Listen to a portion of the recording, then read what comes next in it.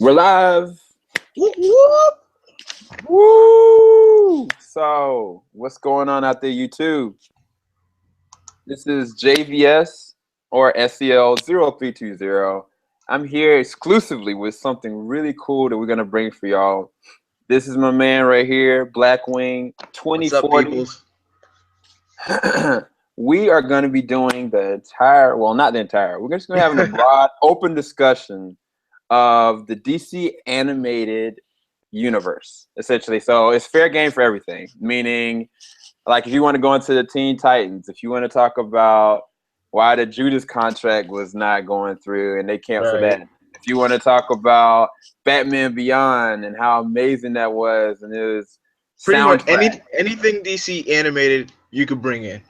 We are there, live and set, and we're ready to go. Any questions y'all have, definitely leave it in the chat. We're currently monitoring the chat right now just to verify if anybody is actually got any open questions. So let me go to that right now, see if anybody is actually there. What's this story about? Just what it's like to be the most talked about writer in the country. I don't know. All right, so we're good on that. Cool beans. All right, so I can see it and I got it muted. So all right, man. Where you want to go first with this? You want to start from the beginning? You want to go Mask of the Phantasm? Very beginning, man. We're starting from where it all began, Batman the Animated Series. That's fine with me, man. All right, but first, before we do that, I definitely want you to go ahead and talk about your channel, man.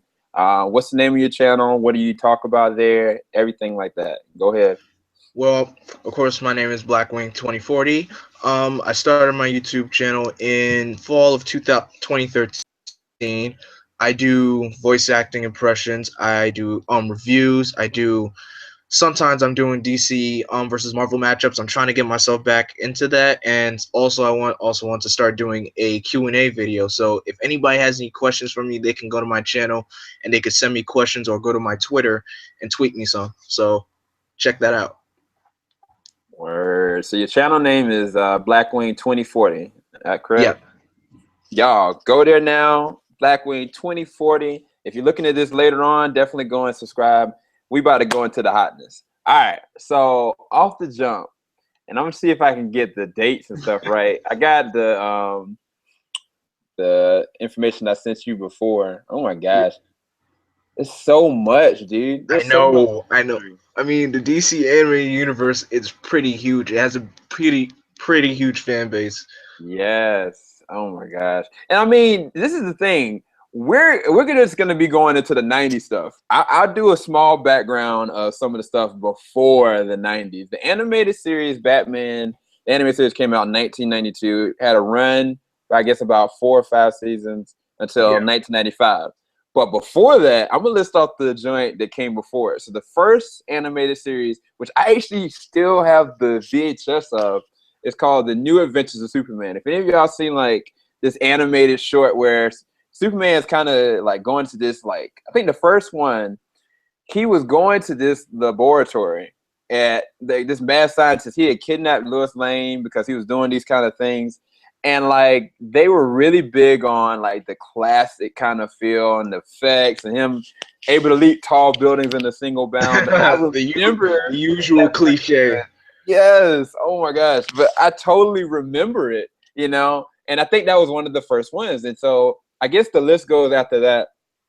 Adventures of Superboy, Superman and Aquaman. Superman and Aquaman Power Hour. Yep. Yes, Aquaman, which was in 1968, Batman / Superman Hour, and then I think Batman Adventures of Batman was in 1968 as well. Then this is the hit, which I think that Hanna-Barbera or I forgot what they're called now. They did the Super Friends. They're now doing, what is it called? Like where they do all the old rehash joint, the Johnny Quest and some of those older ones. You know what I'm talking about though. On Cartoon Network? I forget what the block is. Like Cartoon Network sponsored it, but it's on a specific kind of channel.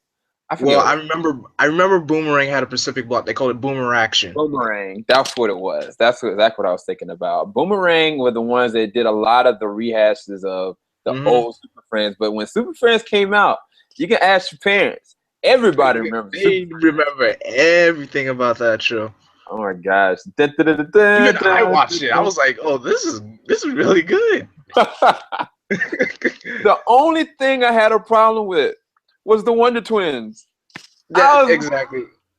The Wonder Twins didn't really make any sense to put into the show because one could only turn into a form of water and the other could just turn into any animal form. That didn't. It worked, but I would say it only worked back then. Now I don't think it helps. They literally had to come out with story arcs just for them to work. Like, if they died, it would be of no significance.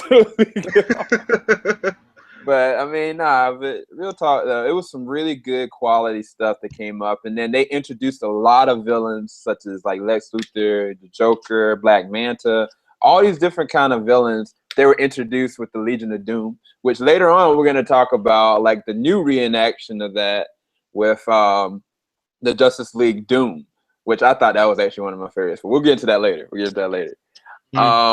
Let's see. So in 1977, it was The New Adventures of Batman, and then All-Star Super Friends. Then after that, in 1977, it was Batman and Tarzan. What? Well, what do you know? Wow. How does that work? Like, I don't know. I'm not even gonna go there. I'm just gonna keep. I really don't know. So it goes Challenge of the Super Friends, Batman and the Super Seven, Plastic Man actually had his own series. I didn't know that. It was unaired. I don't think it never had a pilot. Yeah, that's really strange because it's like it says the Plastic Man Comedy and Adventure Show. So then it was the World's Greatest Super Friends. Yep. Then it was Friends, and then it was the Kids Super Hour with Shazam. Then it was the Legendary Super Show. That I remember. It was the Superpower Team, Galactic Guardians. I think either one of those shows introduced Firestorm and Cyborg on the. That's when Cyborg made his TV show debut. Yeah, that's so correct. Because I remember seeing like snippets of it, but like, I mean, you can't even find that hardly on YouTube anymore. It's just you can find everything on YouTube normally. Yeah, you can find everything on YouTube. Like they probably have full episodes of everything. Yeah. So after that, in 1988, they did the Superman. But then following that, in 1991, they did Swamp Thing. And I actually remember Swamp Thing. Like, I can't remember a lot of the story arcs, but I remember the style and the darkness of it. I was like, they got something good right there, you know? And then after that, lo and behold, the epicness came out that destroyed the whole entire game, in my opinion. Because the whole concept of even like story arcs they have now, the delivery of how Batman's supposed to be transferred to live action in the Batman versus Superman, everything. It changed from this point with Batman, the animated series. I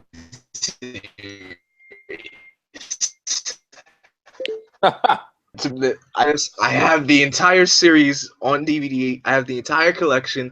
Watched every single episode.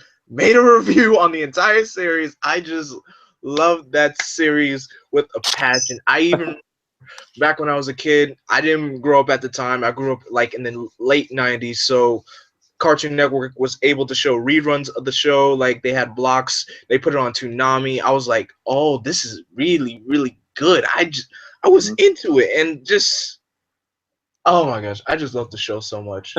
I enjoy that show. Wow, okay, he's geeky right now, so I'm gonna try to give y'all a synopsis. All right, I'm having a fanboy moment right now. You are, you really are. Like you totally get out of here, but it's fine because I've had those moments. So, the Batman animated series is an American animated TV series based on the DC Comics superhero Batman. It was developed by Bruce Timm and Eric Radsomski, which is really named. It's produced by Warner Brothers and Paul Dini. Yes, correct. It was originally aired on Fox Network from September the 5th, 1992 to September the 15th, 1995. It had a total of 85 episodes. During the second season, the series was given an on-screen title of The Adventures of Batman and Robin.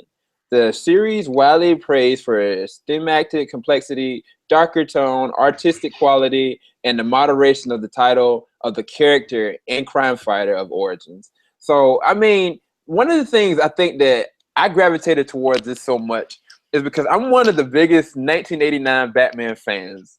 And Tim Burton, oh my gosh, when that movie came out, this was the first movie I ever seen. When that movie came out, I kid you not, like I was a diehard superhero fan, period. And when this came out, like I looked at this and I was like, wow, this is the same music from the 1989 version. Like it had this kind of feel to it. It was dark like it was supposed to be. But then I was like, man, this is taking the character to realms that my mind was comprehending. Because at the time, I didn't even have money for comics, let alone was reading them. All I had to go on was this series, and I got brought through all these different evolutions of dialogue and story and heavy-weighted characters and great voice acting by an all-star cast. Yep. And oh my gosh, like it broke the barrier, in my opinion, for the cinematic, animated universe in and of itself. Because right now, Disney not even doing 2D animation. Nope. But I mean, like DreamWorks is not, like nobody is doing it but DC and Marvel. And Marvel, they're doing it on TV, but they're not doing any more movie related things other than I think they did like the Avengers. They did the one with the Punisher and Black Widow, and I think they did one with Iron Man and somebody else. But other than that, they haven't been making any. And so DC has kept 2D animation alive. And this is all solely on this 1992 series that started everything. And yep. I mean, for me, like I can look at this series right now and I would still love it. Like it's not like cheesy, it's not corny, it's real. And I could see the characters on the 90 series coming to life looking at the trailer of Batman vs. Superman. And I mean, I don't know if that's more Bruce Timm, Kevin Conroy's acting. I mean, Mark Hamill as a Joker. I don't know. But I can tell you that I see pieces of all these elements brought to life when I'm looking at these trailers of this new stuff that's coming out for us. And I mean, gosh, I don't know. I'm having a fanboy moment too. But no, you got anything to add on that?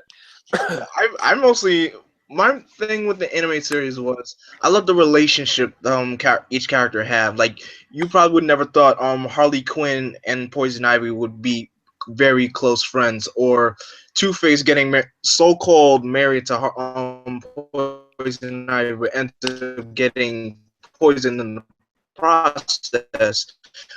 But it was just phenomenal. I never knew about Ra's al Ghul. I never even knew who he was. Even when I saw Batman Begins, I wasn't familiar with the character until I looked back at the animated series and like, oh, this guy is. So he's this all-powerful like mercenary who wants world domination. I'm like, okay. And just the design, and it's just phenomenal to see how well the characters were portrayed in this. I mostly enjoyed Two-Face's interpretation of the series. It was so well done. They made him like distinct to the comic book character. Like even with the coin, they made him every single decision that he made was based on that coin, and that's what really got me pumped. Oh yeah, like absolutely. The way that they actually treated his character, and then even the voice acting, like I was more sympathetic of the character in the animated series than I ever even could have been in even The Dark Knight or in like the Batman Forever. Because like I was like, I've seen how he started. You know what I'm saying? Even one thing, if they did the movies where I think they did. They had what is his name? Lando. He was actually Harvey Dent, but they didn't go into like him being like pushed into that point. And that was the only kind of time we actually had to marinate on him being Harvey Dent. You know, when I grew up, I didn't even know who Harvey Dent was. Yeah, exactly. But if they would have done it like having him be like a core part of the movie universe and his connection to Bruce and Batman, it would have made for a more impactful character. Even though Aaron Eckhart, he did such an amazing job with it, I still prefer the animated version because I got to see the whole entire thing. Even to the point, like, later on in the series where, like, he was just going tit for tat with Batman just out of spite and vengeance, you know? And that elevates, like, this show from itself. But I guess we're talking about 1992 to 1995 because there is, later on, another series that came out for it, which we're going to go into in a second. So the next one, I guess, in 1994 was the Wildcats. Do you remember that at all?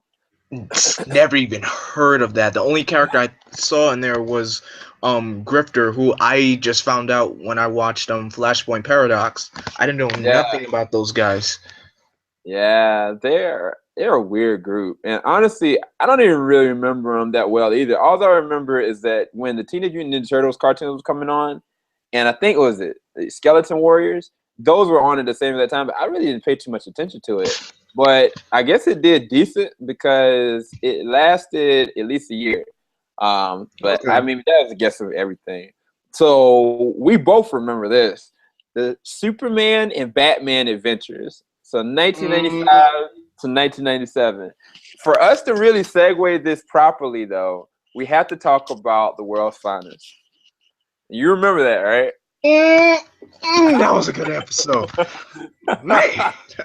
I mean, the episode was so good, they made it into a movie. I was like, no, real talk. I remember the first time I watched it. I didn't watch it when it aired. I remember when Superman and Batman were on Jetix. That was the first time I watched that episode. Cause I was wondering, why is Joker in Superman the animated series? I'm like, oh, this is a crossover. And turns out it was just great to watch, and especially I knew Lex was going to be teaming up with the Joker anyhow, and of course it would be his downfall. We all know Joker's the master planner of everything when it comes to team-ups between the two. Yeah, absolutely. Absolutely. And I mean, it was funny because that whole episode, it basically what we're getting from the movies is basically what you saw in this episode or the movie. Because I mean, you know for a fact this is a master detective. This is the man that's prepared for anything.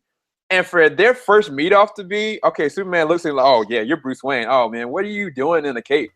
And like he kind of comes at him, and Batman flings him using Jiu-Jitsu style range of motion against him.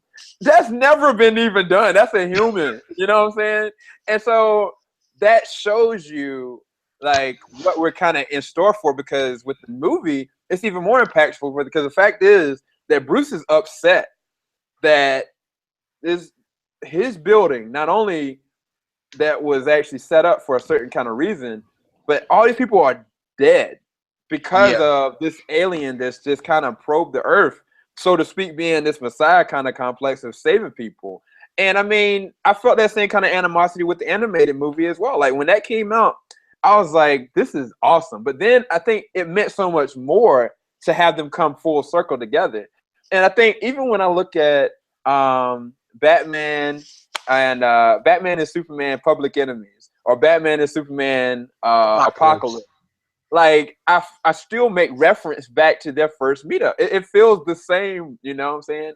And I think all throughout even the Justice League series, which we're gonna go into as we talk about this progressively, like it's the same exact thing. It's a mutual respect that at the end of this episode, you can tell like they know they need each other. Regardless of Batman being flawed, dark, like Superman knows that he respects him, he needs him on this earth. Just like Batman knows that he needs this element of light to balance himself, you know, and that he's not necessarily a threat, even though he technically is. They're gonna make it work out. And I think even with these episodes, like I think the Batman and Superman Adventures is really just kind of like still the same exact episodes, but they kind of like interwove some of the ones where they actually came in together. Because in 1996, that's when the Superman animated series came up.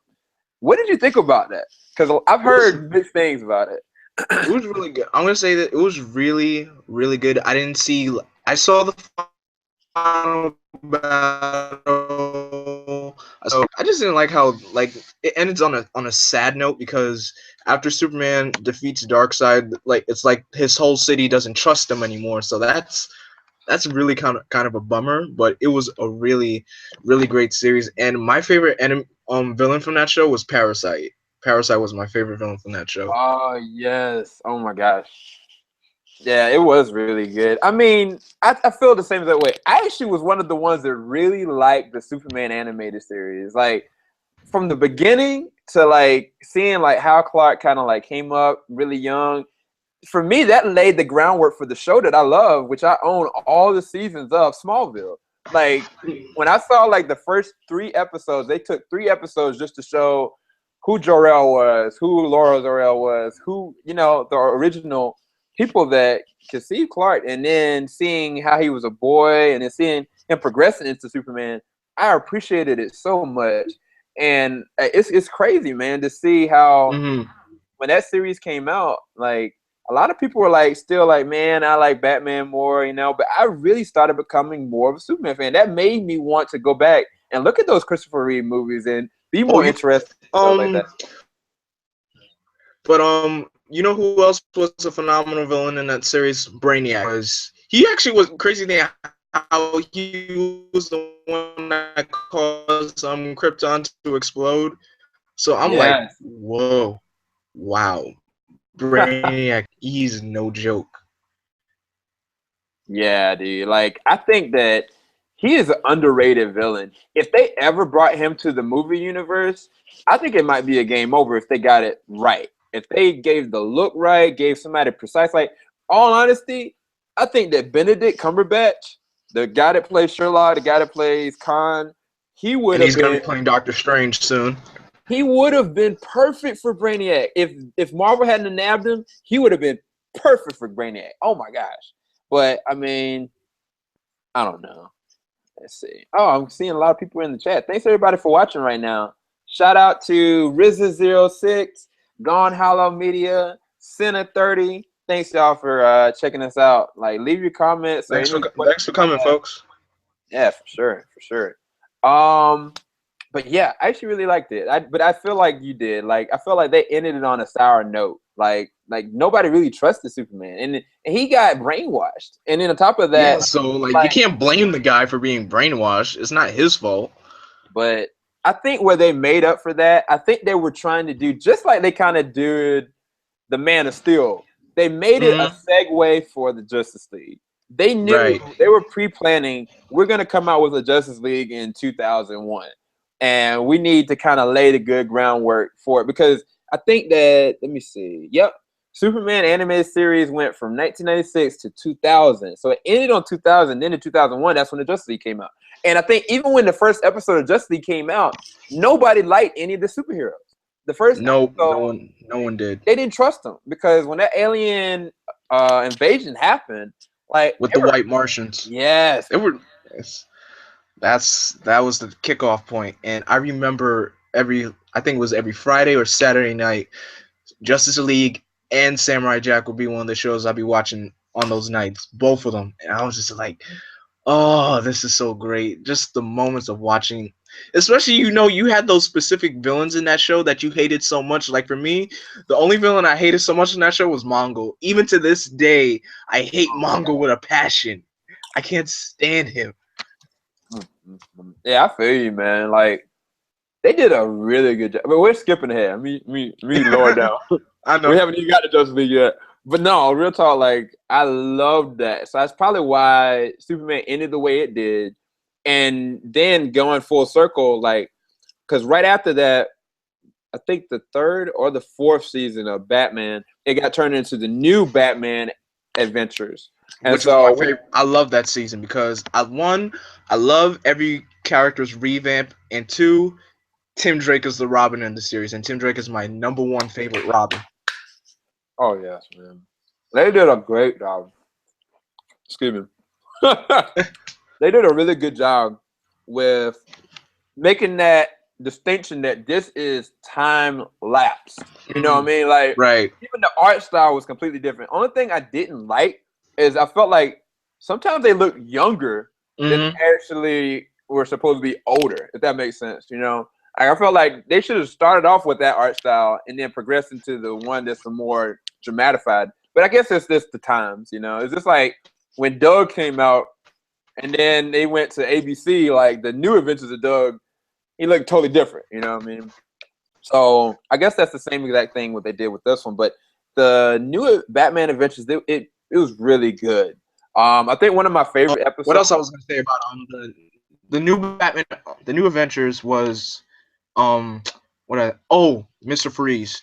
Mr. Freeze was like the high point of the animated series, even though he only had 3 episodes and a movie, which I felt like he deserved more, but like all of his episodes were arcs, like with the first episode with Cold Heart, with his origin and how he started out, and then the second episode where he was able to see his wife and trying and to stay with her, and then with the movie Sub-Zero, which is a brilliant movie, by the way. You guys really should watch it. It's a really really great movie.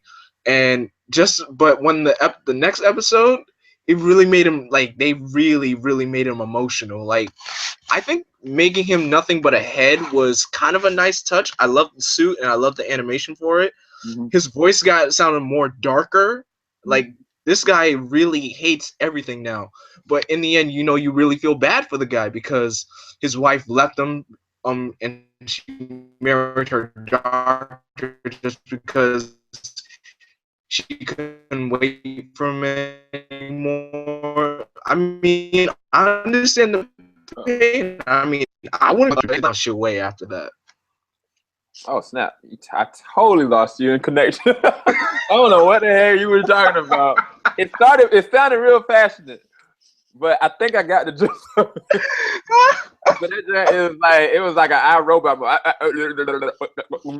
Then like you started leveling out, and I was like, okay, all right. Yeah, it's this connection buffer. It's all good. But no, like, yeah, I agree. And see, this is where it gets a little bit interesting. So let's segue for a second. So in 1993, Batman: The Mask of Phantasm came out. Right. In 1998, the Batman Mr. Freeze Sub-Zero came out. And then in 2000, of course, we know Batman Beyond: The Return of the Joker. Okay, so we haven't gotten into. You a fanboy now. That is my movie. I know that entire movie by heart. Okay, calm down. I'm sorry. I can't help myself. Okay, all right. We ain't got to that yet. Right now we're just chilling. All right. So, Batman: Mask of the Phantasm. The movie got a freaking. It got awards. Yes, but not just that. It got awards. It got legitimate awards for animated features. Like, they saying, I think that when it came out, and I remember when it came out on VHS, I saw so many directed awards and on the score, from the look of it, from the feel of it, and it was one of the most serious toned ones they've ever done. And I mean, for them to add a character such as the Phantasm, oh my gosh. It was amazing. That might be, I think that if that movie had not come out in the way that it did and the way that it was created, I feel like movies like The Batman Under the Red Hood would never have went to light today, because they're so dark, but then at the same time they feel like real movies. It's not like this is an anime that's like really dark that nobody can equate to. This is a movie that is just as good as a live action feature. And that's what the Mask of the Phantasm was, because for them to incorporate the Joker with a backstory like that, and that's great. That's awesome. A love story, like a real love story for Batman, like not the Zatanna joint, not the Vicky Vale joint, not the Lois Lane. Yeah, like they legitimately brought us into something that I felt bad for Bruce. Like I legitimately felt bad, and I mean, I don't know. What do you have the comments on the Mask of Phantasm? Because, all right, I didn't know nothing about the Mask of the Phantasm. I just know even the people friends of mine, they love that movie so much. I'm like, you know what? I need to watch this film because I want to know why people love this film so much. I watch, I'm like, oh my gosh. Now I know why people love this film so much. The story, the concept, it was just mind-blowing. Especially with especially that scene, the final battle between Batman and the Joker, how epic it was. Especially to have Joker draw blood from his head. I'm like, oh my Oh yeah. gosh, I can't believe they did this. It was raw. I mean, it was bloody because Batman got pretty bloody too. Like that was the first time. Like I mean, I saw the animated series and like people get hurt, you know, but I ain't seen nobody getting like bleeding to death, you know. Exactly. It was raw, and I was thinking to myself as a little kid, I was like, maybe this is what's to come, you know. I was like, there was a part of me that I was like, if I ever get to be 28 years old and I see some stuff like that, like live action or animated, like I'm gonna appreciate it for the value and the core of what they put into it. And that's how, I mean, that's in and of itself, that's how this was, you know. I mean, you probably could talk about like Batman, Mr. Freeze, Sub-Zero just as much because the way that they put the desperation with Mr. Freeze, with Barbara Gordon, with Dick Grayson, like I thought that was really well done too. Like I was really surprised by Sub-Zero because I remember that commercial was like, I think one of the touching things was like they were trying to catch him, but then they had like Dick Grayson on a motorcycle without a suit. I might add, he was just trying to get her. That was the first trailer that I saw, and I was like, dude, like he got jacked up, you know, like this is gonna go in, you know, and that's kind of how the tone was back then, and it was done so well. But what did you feel about Sub-Zero? Sub-Zero was beautiful. It was such a beautiful movie. I even felt Mr. Freeze's emotion when he heard that his wife was cured. I'm like, congratulations, Freeze. Your wife is well again. I'm like, I clapped at the end of that film. I'm like, this was beautiful. And it was nice for them to put Barbara Gordon into the film.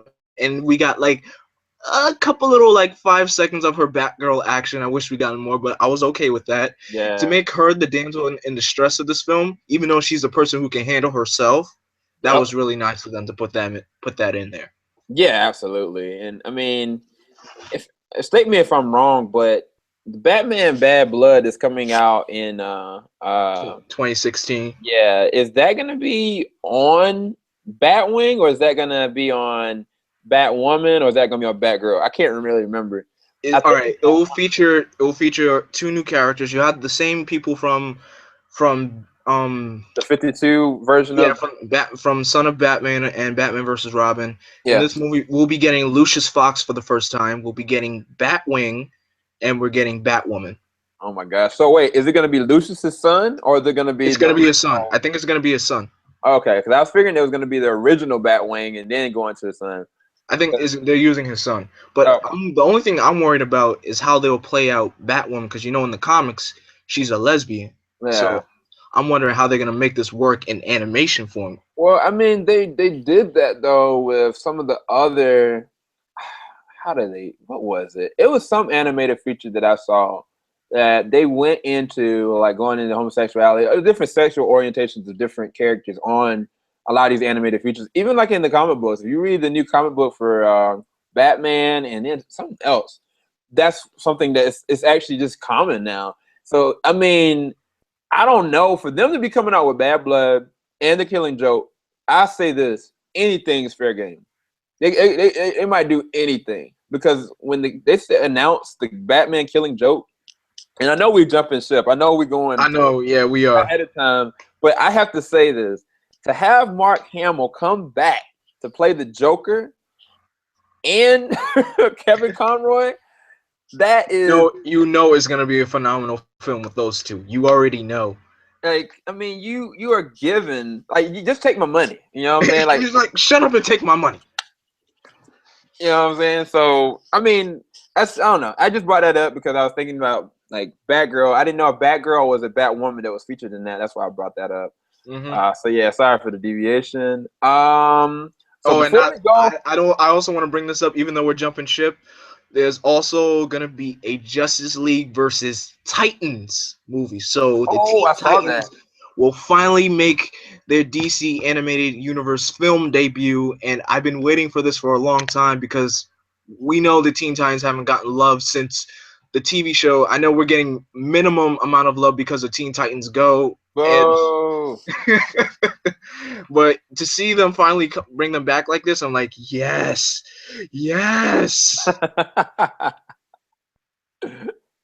Wow, that's craziness, man.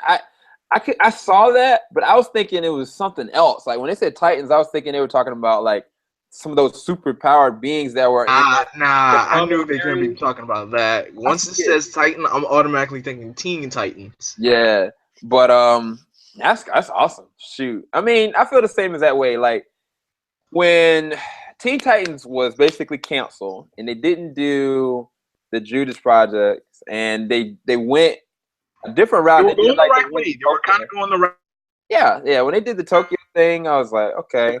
way with the Judas project. Uh-oh, doing that dubstep again. They were kind of going the right way. Good at this time, but of course they brought it. Of course, I know they couldn't put that in a kid show, but they had to I know they brought her back with her without a memory and everything, but it was still good for the show, and fans loved it.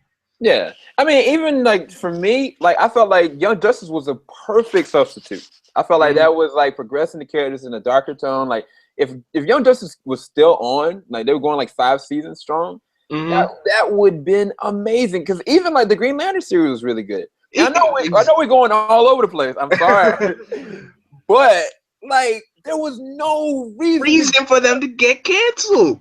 I mean, they even got rid of Star Wars, Clone Wars. Like, what were they doing? What were they? And then they were just like, yeah, we want to orientate to all kids, so we're gonna bring back the Powerpuff Girls, and we're gonna give you a Teen Titans Go, and y'all just gonna like it because this is all about the dollar, all making about money, making money, and the toys. Because that's it. That's really it. And I mean, my some of my younger cousins, they really like the Teen Titans Go, and I'm like, y'all just don't know. I can give y'all better quality, better movies. And that's why I have movie collections, because I realized early on, and this might have been when the Batman Beyond got taken off the air, that nothing is finite, nothing is definite. Like I need to be able to have something so I can pull back the reference, so I can let other people know there is some good content out there, regardless, you know. And I think that like that's why I became kind of like more of a collector, more so than just like person just for face value. I wanted to be able to share it with everybody. So speaking into that segue, Batman Beyond. Man, oh man, that was a very 1999 concept. I mean, all right, let me say this: when the show first started out, people didn't like it. They didn't like the concept of like a younger Batman. Hey, I enjoyed it. A futuristic Batman with a suit that can, hey, he can fly. I'm like, okay, this is my Batman. This is what I love. Cartoon Network and Toonami, especially with the film Return of the Joker. I know people didn't like having the new Rogues Gallery with having different enemies, but hey, it worked. It really, really worked, and especially that one episode with Mr. Freeze, and this was his last. Yeah, whoa, they actually killed Mr. Freeze. I can't believe they did this. Yeah. All right, it really went there. Like, to me, because it was the same art style, and Bruce Timm was all over it, you know what I'm saying? Because of that, it was like, I felt like I'm coming off of Batman animated series, Justice League, and like the new adventures of the Justice League and Justice League Unlimited. I felt like I was coming off of that going into this show, you know? Right. And like I felt like even though like these are new villains and new scenarios, these people also be dead, you know? I mean, they can't last forever, you know, but they still found a way to add in a lot of those characters, like a lot of them. And I mean, I felt like the way that they treated the show, the way the inception of Terry McGinnis, I thought that was one of the best concepts that they had ever done. I think that, dare I say, them creating Terry McGinnis on like the TV show like they did, it allowed for shows such as like Smallville with like Chloe Sullivan to be put over onto the comic book universe, or even like with Arrow having Like, Same thing, and with Harley Quinn, because Harley Quinn was created in the animated series, and then fans love her so much they decided to make her in the mainstream comic verse. Exactly. Like now, Batman Beyond or Terry McGinnis, like he was the headline of the last series that DC was doing, which is, I mean, it was really well done. And then even now, like he's got a whole nother series, and it's just like the quality was there. The quality was there, regardless of what people were thinking then, and regardless of it having only, let's see, it was from 1999 to 2002.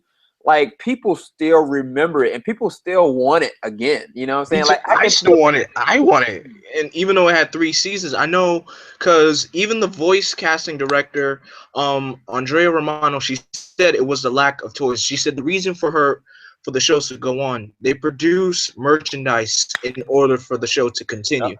So I understand that, but it really, I wish it really could have gone on. And to you Batman Beyond fans, I know you're gonna feel heartbreak about this, but Terry McGinnis is actually dead in the mainstream universe. They killed him off. Yep. Tim Drake is the new Batman Beyond, which I don't have no problem with because I love Tim, but they did not. They really did not have to kill him off. I'm gonna say this. I don't think that he's dead. The reason why I say that, only reason why I say that is because nobody dies. Like every Joker up there, I don't care if it's Jason Todd, I don't care if it's Bruce Wayne himself done died, I don't know how many times.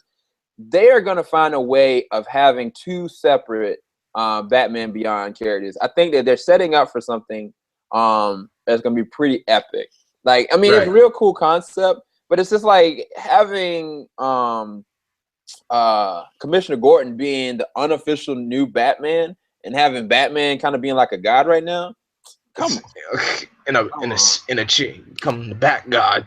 Yeah. Like, okay. It's not gonna last. It doesn't. And with this new 52 mess, everyone knows the new 52 does not last much, and a lot of people are not. I don't even like it. I mean, I'm the only series I'm reading from that I'm only reading Justice League, and that's it. Everything and the Cyborg series, I'll give that a chance. Yeah. But Justice League is the only thing I'm reading because that's the only thing I can follow pretty much. Yeah. Everything else, I just can't. Yeah. I mean,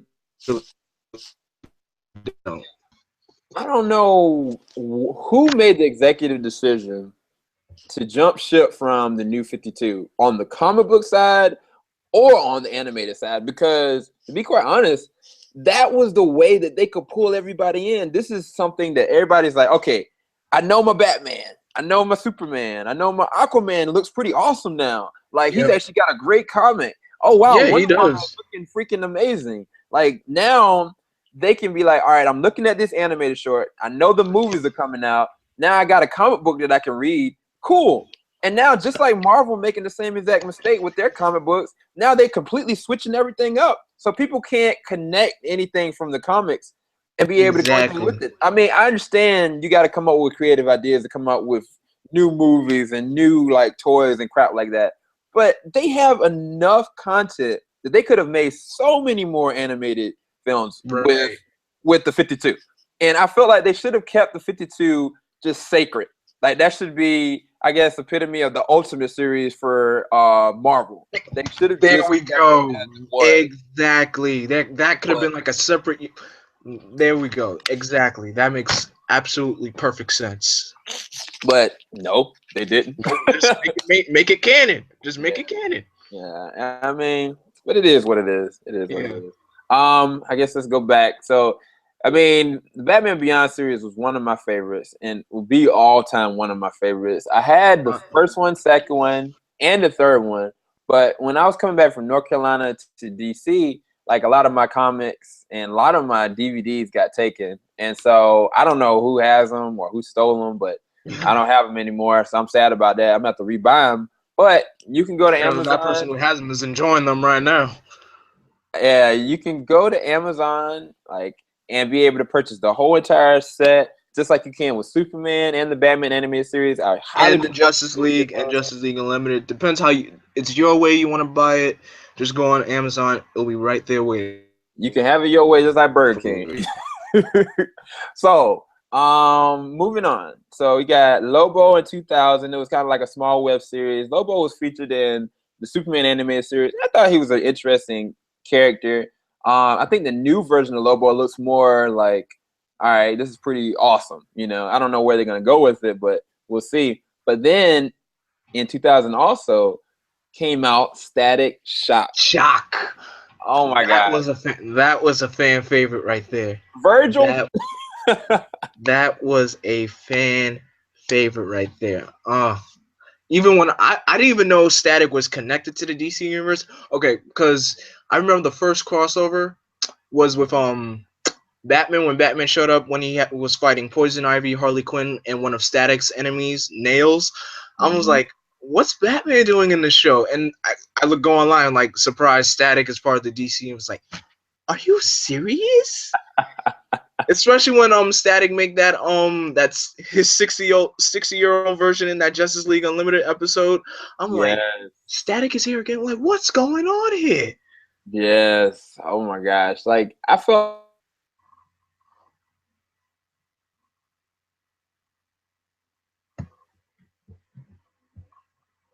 back then, and this is, you know, and then a lot of people are like, okay, John Jones can be passed off even though he's an alien for being African American. But when Static Shock came on, I was like, wow, this is really awesome.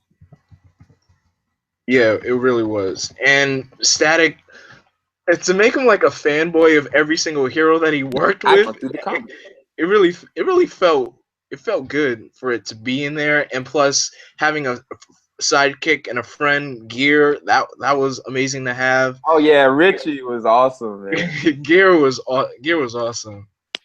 Yeah, they were real friends, man. And I mean, it was really different because like you see where Virgil's kind of coming from, the neighborhood he's coming from. And I mean, it's different. Like Marvel, they have the ability of being able to see stuff like that. But with DC, with the exception of like John Jones, John Stewart, Virgil, and like Victor or Cyborg, I mean, who you really see, you know? And I mean, with Victor and even with John Stewart, like, I mean, they came from different backgrounds. You don't see them like kind of like a normal person coming out and coming up, you know? And I mean, for this to show it and like having like Virgil talk about his sister and his dad and stuff like that, I thought it was really well done. I really actually love Static Shock. I wish they would have made more. This is the thing. I'm gonna see if y'all agree with me. Anybody that's listening, do y'all not feel that any of these ones that we've listed, such as the Batman series, the Batman Beyond, Static Shock, could they not just revamp these and do them again? Like any of these and put them on TV. It would be better than the crap that we are getting from Adult Swim. Which is absolutely. Not even cartoons. They're not cartoons. Like, I mean, I look at, what is the joint? Amazing World of Gumball is the most entertaining joint that I see up there. Because everything else is either Family Guy, Adult, or with Adult Swim, it would be maybe American Dad. But other than that, where are my cartoons at? I mean, I have to wait until 12 o'clock at night just to be able to do that. And I'll say this. I don't know if you know Blackwing, but there is a site, and I'll promote it. I'm self-promoting this one. Go to, if you want to remember the old Toonami, there's this guy that I know, Calvin. He came up with this site maybe years ago when Toonami got taken off the air. He went and made a live stream that anybody can access. It's called Toonami Aftermath. And he has showcased everything that used to be coming out, from Ronin Warriors to Gundam Wings to the Batman series. I remember the Gundams. I remember the animes, the Naruto, the Yu-Gi-Oh, the Dragon Ball Zs, everything. And so you can go to his website right now, check it out, and you can be able to watch it full live every day. And it goes on progressively. He doesn't even monitor it anymore. It just goes and flows through. And it has all the commercials of the older ones in HD. It's amazing. So that brings back the nostalgia. When you watch the bumpers and the promos of what it used to be like, you get that feeling inside you like, this was my childhood. And you have that feeling inside you. You just want to let that little kid inside you out and just roam free. I'm like, this is my childhood. Because I remember there was a block on Cartoon Network called Saturday video entertainment system where they showed He-Man, Jackie Chan, Justice League, what else did they show? They showed Dragon Ball Z. This is also the thing that got me hooked on the X-Men Evolution, because I love the X-Men Evolution. Yes. And this got me hooked to Samurai Jack and Justice League. I spent my Saturday nights as a kid just staying up watching these shows. I'm like, this is fun. I just enjoyed this. See, you fanboying, man. You calm down, dude. Calm down. They be fanning when they see you. Nah, I'm just playing. But no, real talk. Like, definitely check it out, man. I will. TsunamiAftermath.com. Tsunami And y'all Aftermath. check out Tsunami Aftermath. I'm a high promoter of it. It's still going on. And you might see some of your old awesome animated features there. The next one was the Zeta Project, which he was actually featured on Static Shock too. I thought that was a really good. Zeta wasn't featured on Static.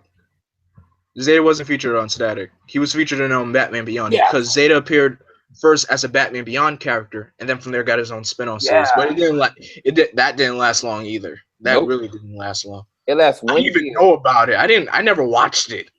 It was actually really good. I actually really liked it. Like it featured like the robot and everything, but it had a lot of human elements to it. Like it was trying to figure itself out, and it had like this girl that was trying to help a system and stuff like that.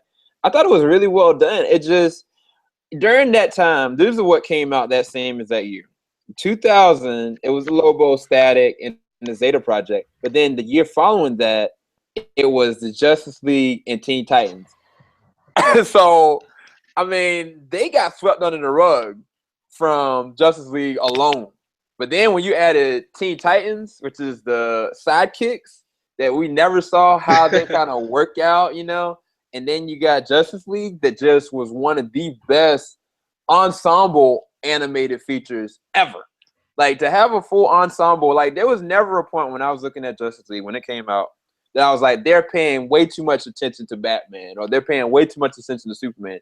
They worked everybody in perfectly. They required each other, you know, and then they added in more characters. Like, that was when I learned about Jon Stewart and Hawkgirl.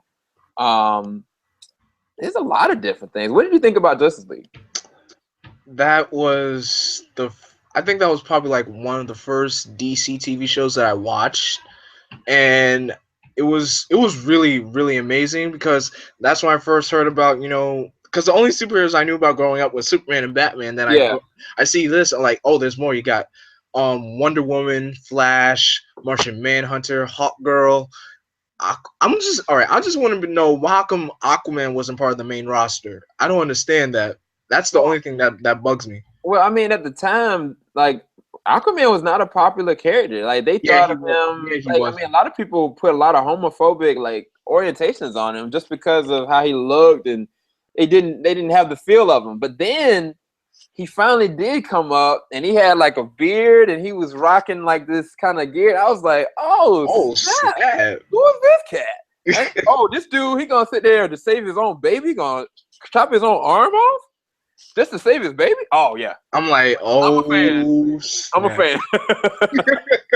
Because I mean, you know, you wouldn't expect for a Justice Leaguer or a hero period to be like maimed like that.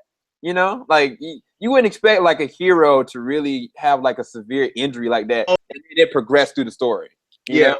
Because in the comics, not to cut you off or anything, in the comics, Black Manta actually killed Aquaman's son when he was just a baby.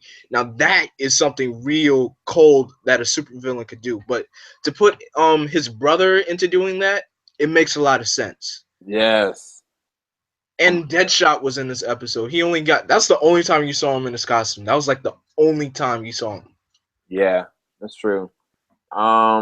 Shoot, there's a lot, because there's a lot to talk about Justice League, because I had my share of favorite episodes with the Injustice for All. That's my all-time favorite episode, because I love supervillain team-ups. I love supervillain team-ups, because you see the supervillains like together. Especially Joker was the live the entire episode. He was the entire feel of the entire episode. He cracked up so many jokes. He knew where Batman was gonna be. He knew his plots. That shows how of a master planner Joker was. And Mark Hamill, I love his work.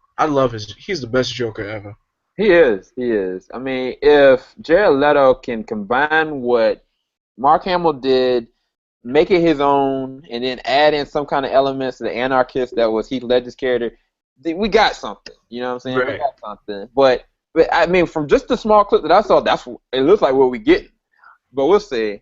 But yeah, Mark Hamill, like, for him to come with like the Luke Skywalker to being one of the best voice actors, period, with one of the best characters, period. I mean, that says a lot about him and his heart for an animated world, or even like just for the craft of being an artist. Because I think that a lot of people have the misconception just because like you're a voice actor, you're not as good at acting. That's bullcrap. Nolan North, Mark Hamill, shoot, who was I about to say? What is that guy's name? It's one of my favorite voice actors. He was one of the Jokers too at one point. John DiMaggio? Yes. Oh my gosh, dude. There's so many great actors that do their performance. Exactly. And they are full in animation form when they're actually adding them. And you would never know. But I know we're going off topic. I'm sorry, y'all. Because there's a whole lot to talk about Justice League. That was like their longest running series. I mean, even though it had 2 parts, it was still connected. Yeah. Because there was all right with Jon Stewart, because he's my all-time favorite superhero. Plus, he's African American, and he's one of the first African American superheroes ever created. Yep. So that's a legacy right there. Yeah. When Green Lantern the movie came out, I was wondering like, wait, why is he white? I thought he's black.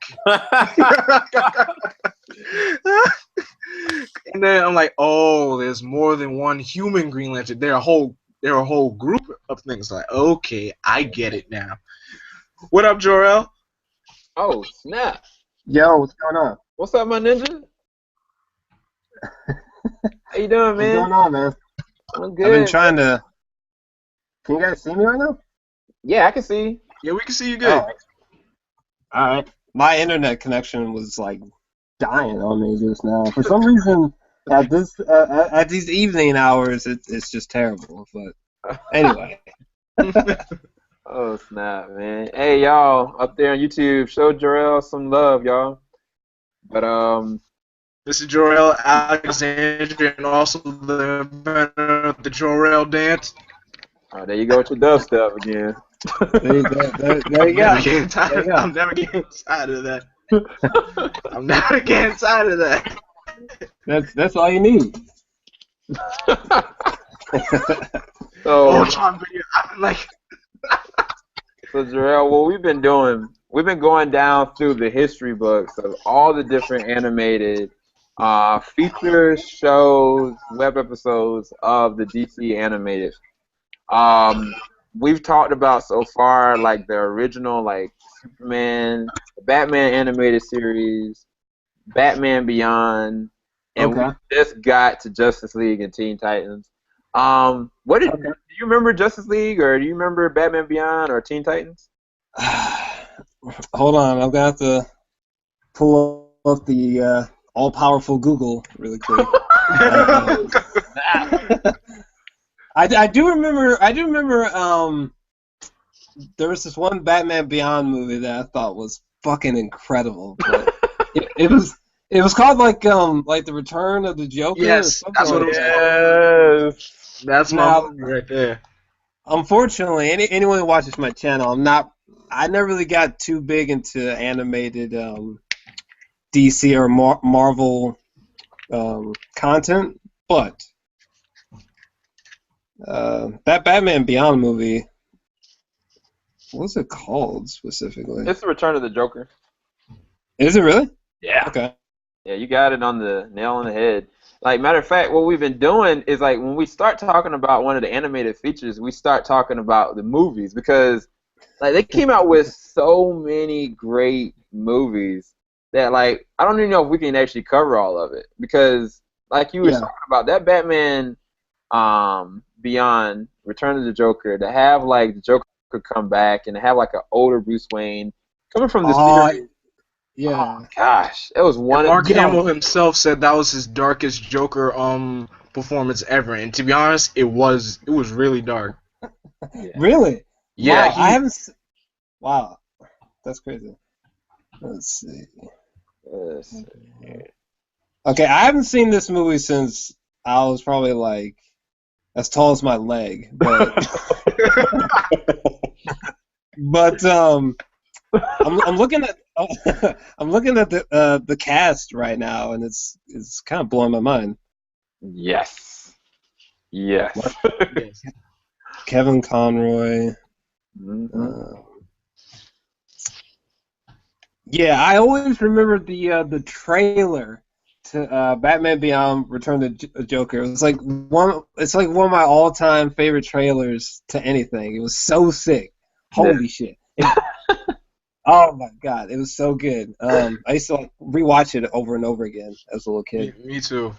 Just for nostalgic reasons. Yeah. And it's kind of weird because I only not that long ago realized that Mark Hamill was actually the Joker in so many of that animated stuff. Like, I had no idea. That? What? No, not until very recently. Back then, when I was young, I didn't even know who he was. I just watched the show. Right. Who is Luke Skywalker? Right. But yeah, that film was pretty fantastic. Yeah, it was. I don't know if you guys talked about this one, but there's also another Batman. It's called like Phantasm or something. Mask of the Phantasm. I knew you were gonna go there. Yeah.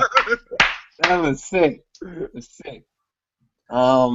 Unfortunately for all you animated heads, I'm probably naming like the King of the Crop here, but I mean, that is the King of the Crop. That whole film is the King of the Crop right now. What we did talk about, Jarrell, we were talking about how like that started a brand new revolution of taking something from like being just an animated feature for it being like award worthy, like for it being like this is good as a regular movie, and that never kind of came up in concept other than certain like Miyazaki films and certain other films that kind of came out before that, like Lupin and stuff like that. But before that, like I mean, it was totally a different game, and then when that came out, it made way for some of the most amazing animated features that they kind of come up with. And this is the thing, Blackwing, he's not seen Under the Red Hood. You have not seen Under the Red Hood yet?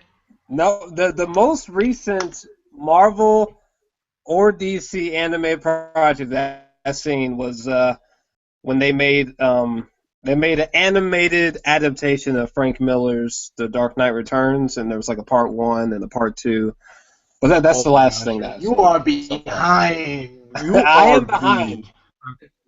You are behind. I am behind. I'm not a big.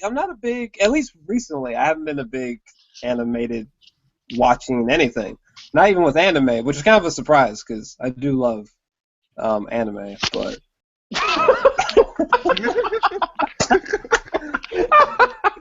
Batman's stunt button. But,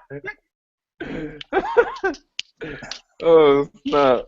But no, dude, you have to see Under the Red Hood. That's probably one of the best ones they've ever done. And you watched part 1 and part 2 of The Dark Knight Returns, right? I enjoyed part 2. I really enjoyed part 2 the most. I thought both parts were pretty solid because I'm huge into the graphic novel from Frank Miller, and they're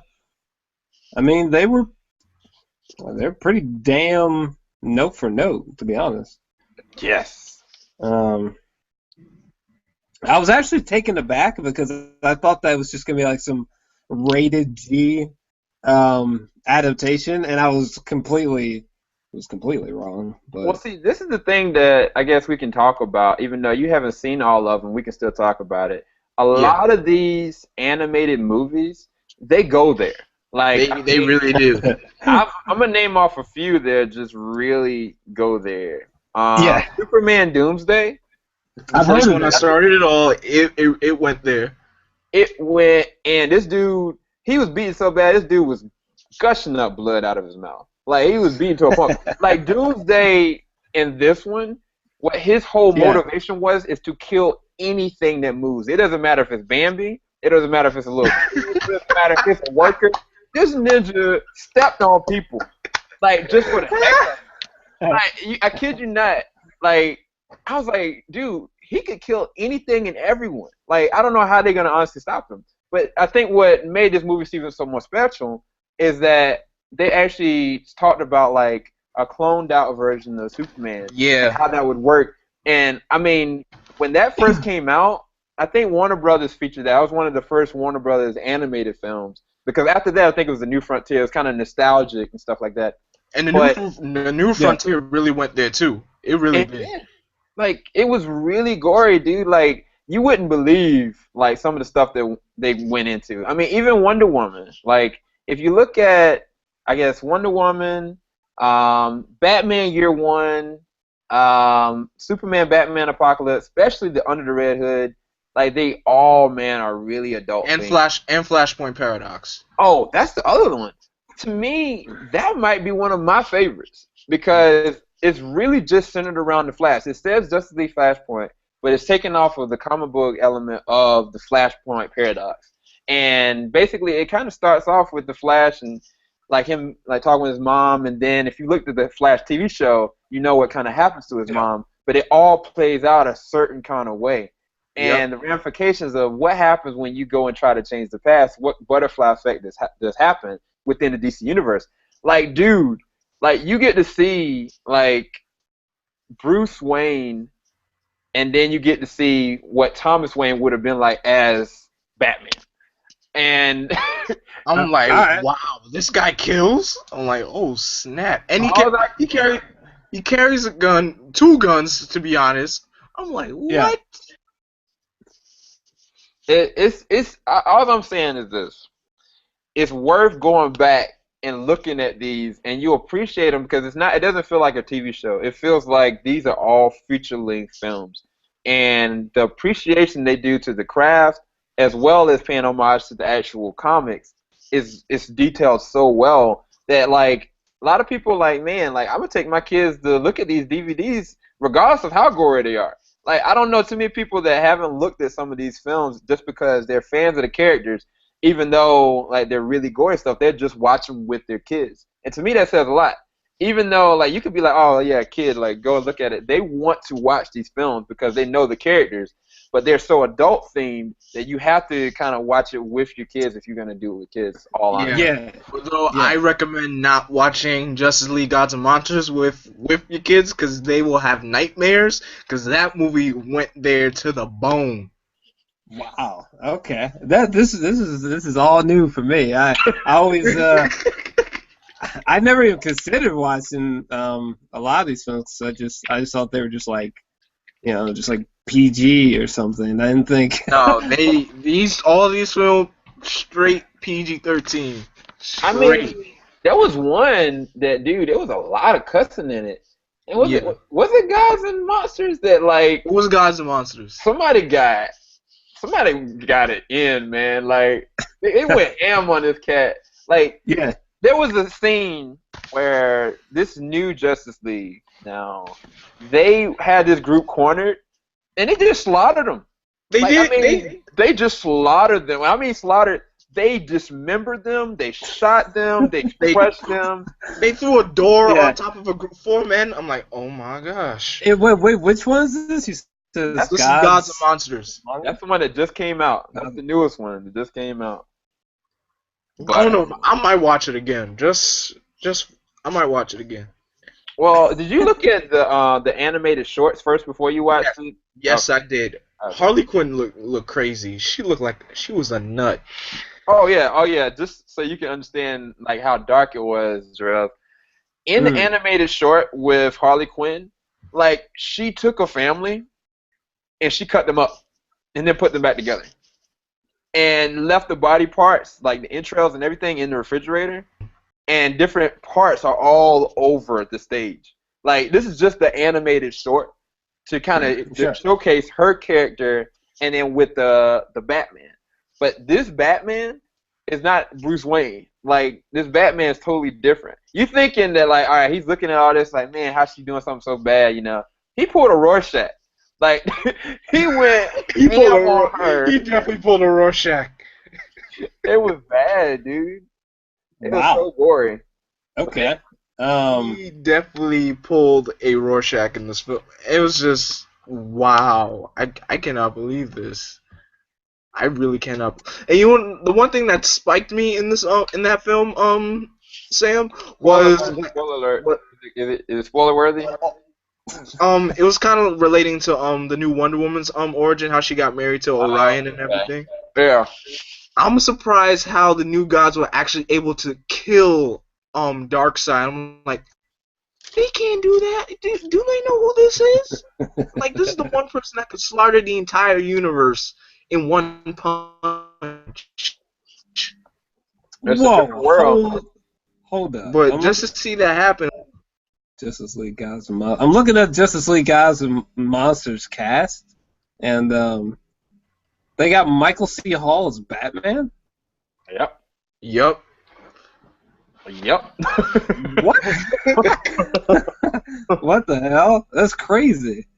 Hold on. Let me take a look at this for a second. They got Jason Isaacs as Lex Luthor, which is pretty incredible. Whoa, that's trippy. What?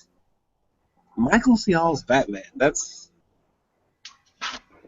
It's totally different, man. That is different. Yeah, that's the only thing I can say. That is different.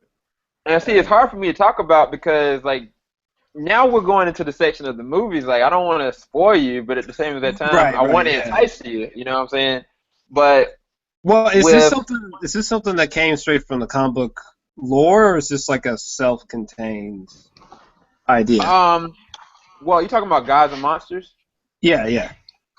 That's a brand new inception. Just like when Batman Beyond came out, that was completely just That was everything brand new. And now it actually does have its own comic. Like Gods and Monsters actually is a feature comic. Yeah. It's so good. Is it? Okay, cool. Wow. But there was one that I looked at last night, which was Justice League Doom. And the concept is that Batman, even though he's a part of the Justice League, he doesn't necessarily trust that the Justice League's always going to be, you know, with the best moral complex. And so he laid out contingencies to dismantle all of them, right? And the whole concept of the movie is there's the Legion of Doom. It was created by, I'm not going to tell you who or who plays in it, but they take Batman's plans and pre-modify them so they can not only dismantle Justice League, but they can kill every single one of them. So the whole movie is on the plans that Batman made to be able to kill the Justice League or take them out. And it is really well done, dude. Like it was so. I remember the first time I watched it, I'm like, whoa. And it's surprising how Batman would actually do such a thing. I mean, I know he has his suspicions about everything, but from the League, I'm like, come on, you're part of a huge group of heroes that have powers beyond you. I know you're just one man, and I know you don't trust these people, but I'm like, wow, just wow.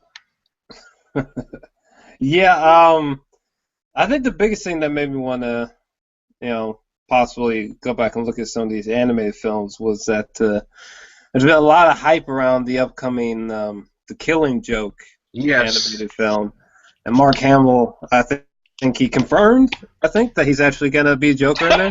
Yes. Showing his patch. So, that sounds crazy. And plus, that really is a good it's a really good graphic novel. I read it, and I was like, oh my gosh, I really never knew how crazy this storybook was. Because seeing Joker actually doing that, shooting Barbara in the spine, and then stripping her and just taking pictures of her, I'm like, well, see, this guy's he's crazy. It's subjective though, because you don't know. It's two different parts. You really don't know what's really happening. The very end, when you see Batman laughing next to the Joker. Yeah, that part I still did not get. I still did not get that part. Yeah. the part where he actually does that to Barbara, did he sexually assault her, or did he just leave her naked and take pictures of her? You have no idea. All you Yeah. know is you're looking at it from the perspective of her father looking at these pictures. You don't know what he actually really did. And I don't know. This might be the first rated R animated film that they actually go with. I feel like they made Gods and Monsters just to lay the foundation, like, look, this rated R film is coming. Just be ready. Brace yourself and clench up. No, you cannot. If you're going Killing Joke, you gotta go all the way. You can't just You're gonna have to. Yeah, not with an Alan Moore piece of content. It'd be like trying to make a PG Watchmen. Like it's just not gonna work. Yeah. I don't know, man. I'm excited for that. I just don't know. I don't know how they're gonna go with it. Is there a release date? Like, Just 2016. That's all confirmed for 2016. Okay. But to jump back to the TV show portion, we've been going all over the place. Well, I mean, this is the thing. Like, this is the DC animated universe. Like, we never go straight down the books with our animated or discussions anyway. So it's whatever. We jump around. Yeah, really. Yeah, unfortunately the animated stuff is not something I know too much about again because I don't know, just never really got deep into it. But nah, it's all good, man. I mean, we're gonna educate you tonight. So the Batman, 2004 to 2008. This was a reenactment of basically Batman a lot younger and him coming into the form of being Batman. I thought it was a decent series. I thought that they used Bruce Wayne a certain kind of way that made me feel like, okay, I'm more empathetic to him to see like how he is like as a rookie technically and still making it. But then like as it progressed, it showed him really elevating as a Batman, and then they started adding people like Barbara Gordon and like Tim Drake in there and like Dick Grayson. I feel like they did a really good job with it towards the latter part of it, but in the beginning, I was really not all for the Batman. What did you feel about it, Blackwing? Well, I never watched the show when it was officially airing. I was watching it when it had its run on Boomerang because that's when I was first introduced to it. Boomerang, good lord. Because I saw a show called The Batman. Like, ooh, I should watch this. I'm like, oh, I think I remember this. I just never watched it. I just remember the animation concept. But it was taking a totally different way, having Batman sound very young and not like deep voice and gruff and everything. Like the first thing that caught my eye was like with Joker, he sounded black. I'm like, why does Joker sound black? Because he was black. I'm like, oh, it's Kevin Michael Richardson. I'm like, I hear that voice so many times. I wonder who that is. I'm like, oh, it's Kevin Michael Richardson. Yeah, that's him, all right. And then just to see they made the main villains of that series. It was Joker, Catwoman, Penguin, and Mr. Freeze. They made those four villains like the main villains of the series. And then when it came on with see, put down boys friends. I really didn't like that because that never could have worked. Yeah, I think you did your dubstep thing again, man. Like it was just like, oh my gosh, a word you were saying, but it's yeah. I was just about to say, like it felt like it was like.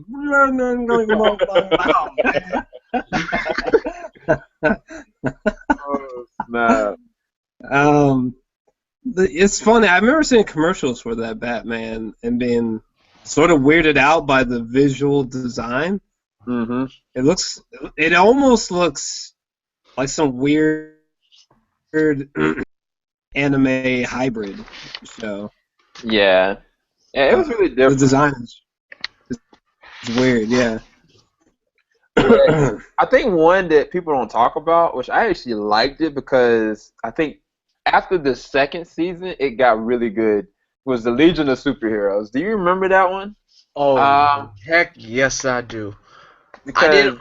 All right, I didn't watch it when it was on Kids WB because I could never like actually find it, and then I went on like I actually went on when I was young. I went on the Kids WB website. I saw all these awesome shows they had: Challenge Showdown, Lunatics Unleashed. I was like, whoa, these shows look awesome. But I never watched Legion of Superheroes. Just Legion of Superheroes and Lunatics Unleashed. Oh, and Mucha Lucha. Those were like probably the only shows I would enjoy from Kids WB. But I recently just started watching like 2 years ago. I made it through the first season, and when I got to the second season, I lost my place. I forgot where I left off at, so I had to start over from the beginning to remember what happens next. So, but overall, it was really a really good show. I love the dynamic of it, and I would say my favorite Legionnaire in that show was. I love Lightning Lad. Lightning Lad was my favorite Legionnaire in that show. And a favorite episode I didn't see yet, but I know it was good, is when they actually brought Brainiac into the show and the original voice actor. Yeah. That was a kickoff. Well, that was such an amazing. I mean, I think for them to take like a young Superman and to bring him into the 31st century, that whole concept in and of itself, to train him, that's crazy. You know what I'm saying? Like, I mean, that could be like, all right, I'm looking at the old Christopher Reeve joint, him going into like the little ice thing and then getting closed up, and then he coming out as a man. I'm like, okay, they could have taken him to the 31st century and got his training. You know, I don't know. But the way that the show came out, it was really well done to be able to see that, because by the second season, like, he's actually kind of like in adult form, you know? Like, he is Superman now. But then they had an alternate version Superman that was a clone of him that was a lot darker than him. And I thought that was a really cool concept, too, because he had elements of General Zod's DNA in him. I was like, this is actually legit. Like, I was like, this has the opportunity of doing something amazing. But around that time, that was when the WB was turning to the CW, and they were getting rid of a lot of shows, including the Justice League Unlimited show. And, I mean, I think by 2006, they just capped everything out anyway. But I love Brainy. I love the way that they actually did, like, his complex of being like, I'm going to be evil like the original Brainiac. I thought that they did a really good job with the arc for that. But I forgot to talk about one thing. The Justice League Unlimited episode, that was probably my favorite. Do y'all remember well, I'm not sure if you saw it, Drells, or not, but yeah. Do you remember the episode when Lex Luthor fused with Brainiac, right? Oh, yes. That was the Cadmus story arc. That was in the second season, and that was a well-done arc. I'm like, having two of the greatest villains in history of DC fused together in one being automatically spells trouble. I'm like, who is this guy? I'm like, who is this guy? Oh my gosh. Okay, see, Justice League Unlimited, I can't recall like specific episodes or anything, but I'm just looking at some images now. I do remember watching a few episodes of this way back. Because when the episode that I'm talking about, towards the end, they could not stop Lex or Brainiac. They were fused to the point that they couldn't. You know, it was before is that Lex, a different alternate version of Lex, had killed the Flash, and that set up the Justice League in being to like this evil Justice League to try to take over everybody. Because Superman lost it, he couldn't take it anymore, so he killed Lex Luthor. At the time, was a president. This regular version, the timeline that we know, he had the opportunity of doing the same exact thing, but they were hip, and Brainiac had fused into Lex's body until they became like one being. And so they were all beaten down really bad, and he had kidnapped like the Flash, and he was like, oh, I guess this is the time that I'm going to finally kill you. The Flash, like, he basically phases out the guys that are holding him. Flash became OP. Flash became OP in that episode. He went so fast that he phased them out of existence. And then he just took off running the opposite way, and he's like, oh, he's just going to run. So he goes, and he comes back, and you look at he's coming from the different direction, and he just hits him. And all of a sudden, it's part of his armor that's not supposed to be able to, it's supposed to be indestructible, essentially. It starts ripping off and peeling off. Then he runs again, he comes back again, and you're realizing this man is running across the entire world to be able to build up momentum to tear this man apart with his own bare hands. It gets to the point that he's moving so fast with his hands that his whole entire body starts crumbling apart. And he basically, like you said, he goes OP. Like, he hit supernova. Like he pumped the brakes on everything to the point that he almost phased out of existence. And like for them to have brought him back, I thought that was one of my favorite episodes. I really love that one, man. Like if you look at it on YouTube now, like I kid you not, you're gonna be so hyped. It will blow your mind. It will really blow your mind because I was like, I didn't know Flash had the ability to do this Yes. thing. He, like, wow. And then he was like, I feel, and it was just phenomenal. It was really well done to see, and I just loved it because Justice League Unlimited took like a step up from the Justice League TV show, bringing not just the main 7, but almost every hero that they had in the DC universe. Some heroes they couldn't bring in because they didn't have the rights to put them in, but at least we got certain heroes that we know and love into that show. Heck, even Speedy got put into one episode. I was like, what's Speedy doing in here? I'm like. But yeah, dude. Hey, the random detour, but has there ever been a definitive answer as to who's faster, Superman or the Flash? There was an episode in Superman the Animated Series where both of them raced each other for like a charity race, but they were caught in the middle of taking down Weather Wizards, so they didn't really determine who was really the fastest man alive. Well, we already know the fastest man alive is Flash, so it's obvious. I was about to say, like, it just doesn't make sense that like the Flash would be faster simply because that's what he's best at doing is running fast. Like it's Superman, you know what I mean? Yeah, I think this is the science behind it for me. Like I looked at an old episode of Smallville, right? Yeah. Like I remember this old Rascal Flatts joint started coming up. They were like, all right, let's race one more time. All of a sudden, like Clark is really fast. He's still a young version of Superman, and then you got a really really young version of Flash. So they start running, and like Flash is kind of pulling ahead. All of a sudden, this dude started running backwards faster than Superman's running. And I was like, back and just like. All of a sudden, he said, "Whoop!" Later, you know. I mean, to me, that always laid in my heart is that Flash, he has unparalleled amount of speed because he's got a speed force. He can go so fast that he can go back in time. That's not something necessarily that Superman can do, even though he has unlimited amount of speed while he's flying. Like he can fly probably faster than he can actually run on land. So to me, I've always seen it that Superman, if he was flying to try to beat like the Flash, he probably would beat him. But if it was on land, I just don't think he could do it. And not just that, like how fast does it take for you to be able to break the time barrier? Not just the sound barrier, but the time barrier. Like, you know what I'm saying? I mean, to me, that identifies you as the fastest man in existence. Period. It doesn't matter how fast you can fly. Like, you can fly from one planet to another. If I can go back before you even flew, I already beat you, you know? No, yeah. I feel like if it was something crucial on the line, like Clark's mother or like Lois Lane's life, I feel like Superman would body the Flash. Yeah. I feel like because I've been trying to ever since just recently there was a Screw Attack, I think that's what they call it. They released this video, Superman versus Goku.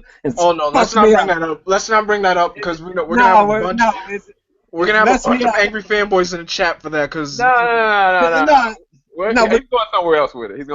Yeah, because like they're implying that Superman may actually have like legit unlimited powers. Like he might like be a unlimited god, literally though. Like Thor is a god, but not in this sense. Like it's totally different. They were bringing up that like the Superman in some old ass comic book like pulled away like entire planets and shit, and I was like, what? Yeah, man. Like, if he absorbs enough of the sun's radiation, if he absorbs any sun, you know what I'm saying? Yeah. Like, he literally, in my opinion, he's just like, how do I put it? He's like a solar panel on steroids. Like, the more that he gets fed, that he has unlimited taps of power. Like, he just developed another power. Like, before they messed up the 52 comics, they showcased him having a random new power. So I mean, that's always going to be the case for him because he's never going to be able to tap his full potential because he's always going to be continue growing. And not just that, he doesn't even age the same as that way. Like his whole Exactly, he don't age. It just continues to evolve. So I mean, I think that from that standpoint, like it's possible that he could do that. Like I could see him like randomly, like, yeah, oh, you kill Batman? Oh man, you're gonna die. I don't care what you are, you're gonna die. like oh, I couldn't run that fast before. Let me just do some stretching and try again. But this is another random point. I was just thinking about when the Flash died in Crisis on Infinite Earths. Do you think there'll ever be an attempt to try to, in an animated sense, live action? That's a whole different conversation. But in an animated form, do you think they'll ever try to tackle the gauntlet of DC? Kind of literally, Crisis on Infinite Earths. DC had their share of the crisis because the Crisis is the biggest show hitter for the DC universe. You had the Crisis on Infinite Earths, the Infinite Crisis, and the Final Crisis. No. I'm talking about the original. I actually have it over there. But the original. Hold up, I gotta grab it real quick. Hold up. But I know what you mean. Like the Crisis on Infinite Earths. That was see right there. This one. That was the big hitter of Crisis. Because during Crisises, on the DC universe, that's where most heroes were dying. That's where most villains were dying. Even some of my favorite heroes died. Some came back. Some got resurrected as Black Lanterns because of the Blackest Night, which I want to see an animated adaptation to that. That would so work. Oh my god! Yeah, I think Crisis on Earth's animated film, because I know we will never ever get a live action version of the Anti-Monitor in a live action film. I can't speak to never because there's so many projects that exist now, or at least are about to exist within the next 5 years. Yeah. That if I was a little kid, oh man, hell no, that's impossible. It's never gonna happen. Exactly. Like I feel the same that way. Never in my dreams would I think I would see Batman, Superman in the same movie ever. That's like Michael Keaton and Christopher Reeve in the same movie. What? I mean, it could have been possible, but when I was 18 or even 14, I'd probably be like, yeah, there'll probably be a Batman vs Superman movie when I'm 50 or 60. Yeah. Oh, speaking of that, did y'all ever look at I Am Legend and actually see the Batman Superman emblem in that joint? Yep. Oh Yes. My God. That happened. At the time they were trying. The next 3 years or 4 years, they were trying to actually create that movie. Yeah, they were. Right after Batman Begins and Superman Returns, they were trying to make a crossover film between the two, but I don't know how they couldn't make it work. Superman Returns bombed from the perspective of critics, and Batman Begins, it took off, and they just were like, all right, we'll just have it all in the hands of Christopher Nolan, even though he left. So it all backfired on him. Yeah, basically. But no, I think that it would be some serious shit if the animated world ever tried to bring this to life in I don't know how they would. That's what the animated universe. That's what the animated universe does. It takes the best storylines in DC and they turn it into movies. Like Superman Doomsday is from Death of Superman. Justice League Doom is from the Tower of Babel. Under the Red Hood is from Under the Hood. I mean, it might have to be a 5-part movie, but hey, I would watch it. They really could do that because the way that they have, you haven't watched it. But the Batman, the son of the Batman, and then they did Batman versus Robin, and now they're coming out with the Batman, the Bad Blood. Those are all continuations of each other off of the same arc of these characters. So it's really possible for them to do it, especially with the Dark Knight Returns Part 1 and Part 2. They can really do it. But I would say this, to answer your question, I say they will. Only because there are so many comics that still have yet to be tackled that these people that are the creators and innovators, and even like the younger generation, they are thirsty to make these animated feature films because they are so successful. They make a lot of money. They've been generating a lot of buzz, and a lot of these movies are even being created because of them. Like, I just feel like the Suicide Squad would not have been created if the Assault on Arkham had not come out in the time that it did and been as successful as it was. Because a lot of people, even though that there was a Suicide Squad on Arrow, they had no idea the potential of what this could be for a marketed like side for everybody. When see that came out, it was a game changer. But I'm thinking, I want to see Kingdom Come. Everybody wants to see Kingdom Come. Everybody wants to see Kingdom Come. I don't know much about Kingdom Come. Dude, you look like you about to fall out of your chair, bro. Bam, bro. Kingdom Come. If you have not read Kingdom Come, one of the greatest books, I can't even call it a comic book, one of the greatest books of all time. Straight up. That shit is crazy. Do it! Dude, seriously, the first time I read this book, like you see all this. I don't know if you can see it, but you see all this dirt and shit on there. It's because I fucking read this book like every goddamn day. I love this book, so good. If they make that into an animated film, I'll be like, my god. I'm gonna watch that mug like 30 times in a row in one day. Cause shit. Great story, man. Seriously. I need to read that. Shoot. Dude, what I just gotta say, I got nerd out here for a second. There's a part where Wonder Woman. Well, what slight spoiler if you haven't read it, but just go ahead, tell me. Just tell me. But there's a part where Superman and Wonder Woman kiss, and they describe it as a steel scraping up against marble. Oh wow! That's real imagery, though. Like real imagery. Because I mean, like any storyteller, of course, a filmmaker. That's what we have to do. We have to translate something from script to on paper to be able to reach the people. But anybody that's a writer that does it so eloquently as that. Bro, they said that the Flash, what they said that he lives between the ticks of a second or something like that. I was like, well, come on. Right. Incredible. Granted, I don't know if you guys are, but there's a book. I think it's by the same artist, Alex Ross.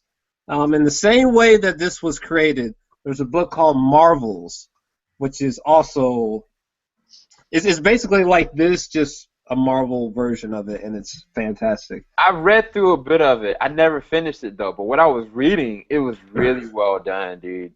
Like they took so much close attention to detail, and then like even like the visuals for it, it was really well done. Yeah. And for the record, I feel like if the DC universe like doesn't fail with Batman vs Superman, which it almost can't, but let's say that Batman vs Superman was fucking terrible, right? Mm-hmm. Or better yet, let's say that it does work. I feel like a live action version of Crisis almost has to happen because they're moving too quickly. I mean, like we're already, if Batman vs Superman works, already years from now. You know what I mean? Mm-hmm. So, mostly I'm just saying this because I'd probably cry if there was a live action Crisis movie. Like just straight up nerd tears. I mean, I don't put it past that from being a reality because this is the thing. The way that they set this Batman vs Superman up, and having Ben Affleck be the director of the town, director of Argo, regardless of his rap sheet, like the man can direct, he can act. They are trying to get the art to be under the Red Hood for the next solo Batman film. Yeah. You haven't watched it yet, but if they do it, guys, there's so much that could go with this whole entire DC universe that it would blow every. I mean, this is the thing. It's quantity versus quality. Yeah. quantity in Marvel, like they have some great quality things, but they are catered to everyone. But there are certain people that they appreciate amazing quality even though they're indifferent to it. And it's because they're indifferent to it, they're like, this is unique. This is something that has never been made before. And even though it's just one versus having 5 other movies that were great, that one I will go to every single night and watch it because I have that much appreciation to it. And I think that if they do Under the Red Hood next, bruh, I'm going to get into the movie business with DC. I'm like, look, put me on. Look, I ain't going to do my own thing anymore. Just help me. Help me, please. No, yeah. Me, I would I would love to direct like a live action or even be involved in something animated for DC. I would flip shit. That'd be crazy. But I'd be happy. I'd be happy just making a James Bond movie. Never mind. Oh my god. Damn DC Universe movie. Holy shit. Dude, I would have Idris Elba up there in a second. Like, I don't give a flip how old you are, ninja. Get up! No, yeah. I think what you think he'd be a good fit for Green Lantern, you mean, or I was talking about James Bond. But James Bond. Yeah, I cast him. Yeah. No, I would cast him as James Bond. I think he'd be incredible. Yeah, man. Yo, we've been jumping around topics. We are, but the main point I'm trying to make, people, is that there needs to be an animated Crisis and there needs to be an animated Kingdom Come, because that would, for real, blow my mind, for sure. Yeah. And actually, here's something for the animated thing. Do you think they'll ever move past? Do you think they'll ever get into like an all CG animated DC film? They already started. You know what I mean? Think kind of like Final Fantasy Spirits Within, whatever that movie was called. Are you talking about like really sort of like polished, like CGI, like how they did Green Lantern in the animated series? I'm thinking like in terms of like, if y'all, I know y'all know anime. Have y'all seen like the newest Appleseed Ex Machina, Appleseed, and then they came out Appleseed Alpha that just came out. This anime, like the CG in it is so well polished that it looks real. Yeah, that's what I'm talking about. If they did something like that, then that lays the groundwork for them to be able to do anything and everything.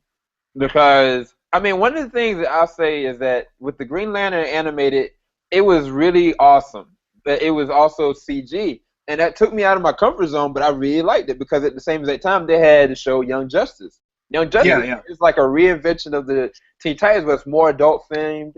And it felt like the Justice League incarnate. Like, it really felt like I'm looking at a rehash of my old Justice League I used to love. But they got rid of both of them.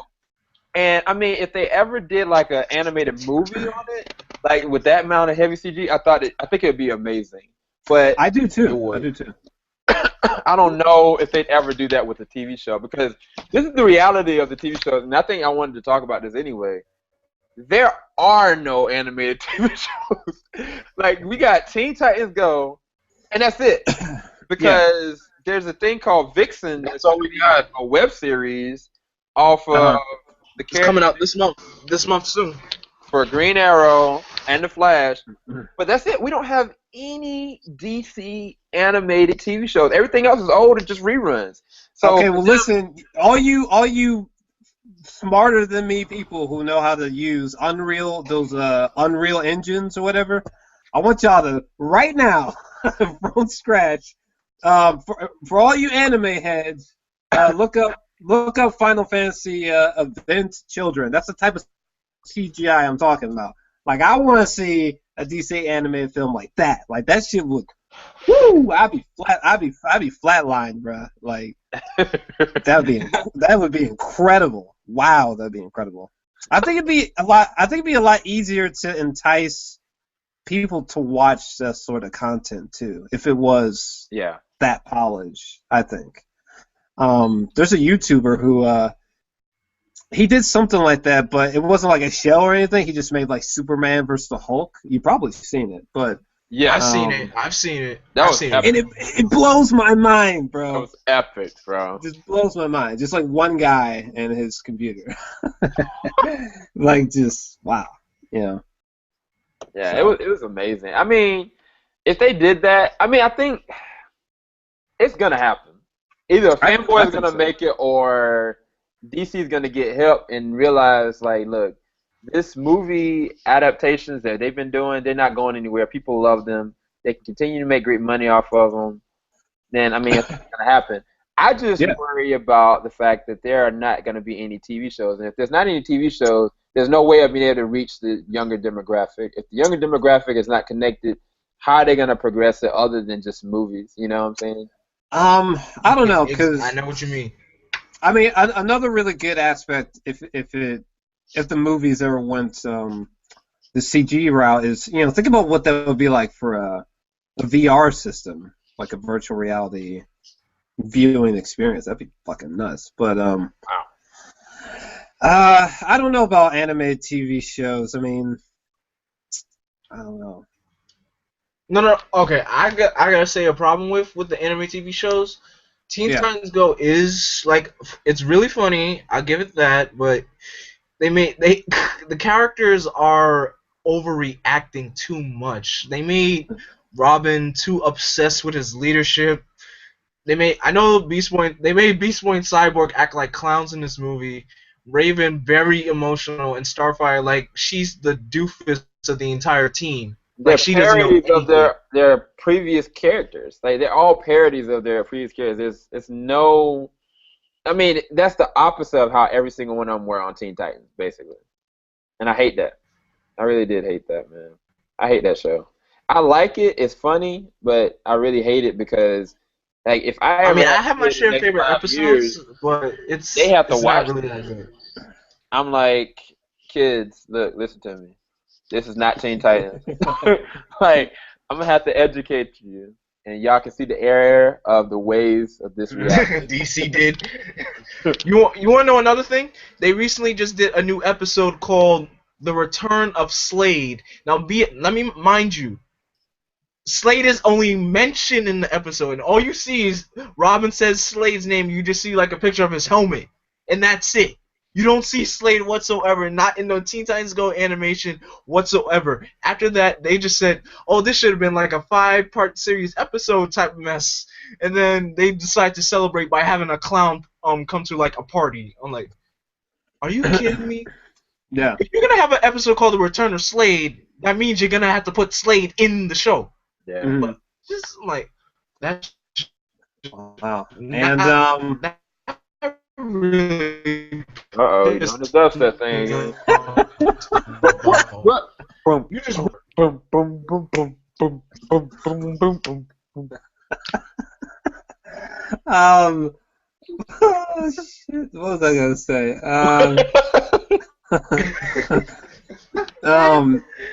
Is Mark Hamill really about to be done with voicing the Joker? He was supposed to be done already. He said after Arkham City he was done, but now he surprised he came back for Arkham Knight. Yeah. That's interesting because I mean, how holy shit, how long has he been doing it for? Since 1992. Yep. Wow. Did he say why, or is it? I guess maybe it's just time to just hone it in. I guess while he's on top. He just left and mysteriously just came back for Arkham Knight, and he just left. By the way, he is gonna be voicing the Joker in the brand new. It's been officially confirmed. The Killing Joke. He's gonna be doing it. Oh yeah. I heard about that. That just that blew my mind because Killing Joke is. That's a classic reader right there.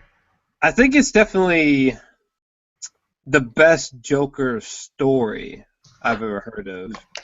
I think the best interpretation of the Joker, for me at least personally, is still Heath Ledger's The Joker. But in terms of like a story, I think the Killing Joke, Alan Moore. I think Alan, it got down for sure. Yeah. Yeah. Because that shit's super creepy. Yeah, dude. But Oh, you know what we should talk? We should talk about epilogue. Epilogue was that was like the end, kind of like the ending point for the DC animated universe in the 2000s, because For the TV that shows, yeah, it was. It really was, and it was all right. So just to help you out for a second, George, what it really is and and how it happened. Terry Amanda Waller is like in her like probably I don't know probably her 80s now, yeah, and Bruce is like in like his 90s. Like dude has no hair. He's like an old geezer right now.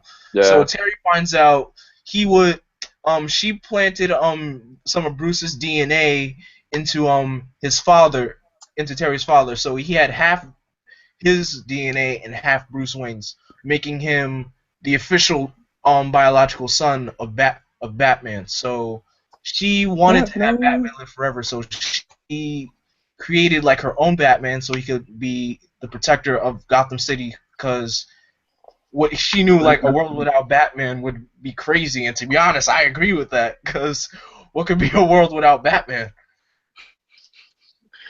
I mean, for me, I thought the epilogue was so good. I mean, everything you described was just crazy because it kind of shocked me. But what I loved about it is that it showed that Terry McGinnis was weary. Like, he was a lot older, he was a lot bigger, and he still was with the girl that he started with, Dana. But I'm surprised they even last that long. But he didn't marry her, and at the same exact time, like he was just like he was. And she knew his identity.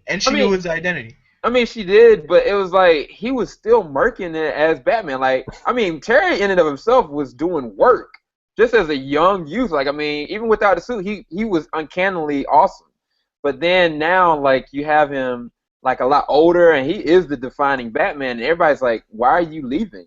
And he doesn't feel as though he had a choice. He felt like he was tricked into being the thing that he is, and I felt like that was such a great thing to have everything go full circle with Amanda Waller kind of like explaining to him, like, look, this is not just my creation. Like, it was fate that you were supposed to be his son. Like, it was the fate that you put in the same situation as him, regardless of the fact of what I tried to do. Because basically, they tried to use the girl from the Phantasm to actually kill his parents, and she didn't do it. And his parents, or his dad, still got killed. In addition to that, like, he still was kind of like going through that same exact complex that Bruce went through.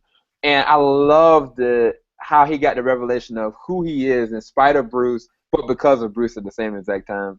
That was probably one of my favorite episodes, and it was a really good send-off because it surprised me that was the last episode of the. It really did. I was like, what? I'm like, Terry is Bruce's son? I'm like, I didn't know Bruce had children. Like, shoot. Well, now I do. Just got children everywhere. It's interesting that you guys are you're strictly talking DC. Is there not many Marvel animated films of this caliber? No, there's barely any Marvel animated films. Marvel only had probably like six animated films. They had Hulk versus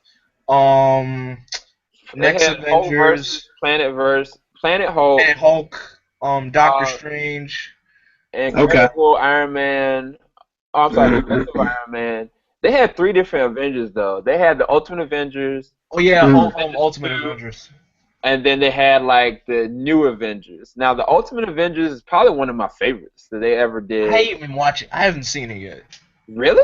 You need to watch it. I have not seen it yet. Like, all honesty, if you would have watched that, you would have known what was going to happen in the Avengers movie. Like, quite honestly, like the way it plans out. Matter of fact, go back and watch it because now that Ant-Man has been introduced, you understand how much more significance there is with that movie. Like, go back and look at Ultimate Avengers. Like, seriously.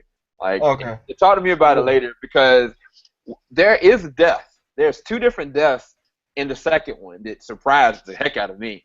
But yeah, Black Panther is introduced in the second one, and there is something about Giant or Ant-Man that you will find out, and it's really awesome. Like, just watch it. Just watch it. Okay. we were talking about DC because we were kind of going through, and there were supposed to be these packets that are coming out, basically, where you can buy, like, for instance, Superman Doomsday, and it comes with the Blu-ray, DVD, and the actual graphic novel, all in one.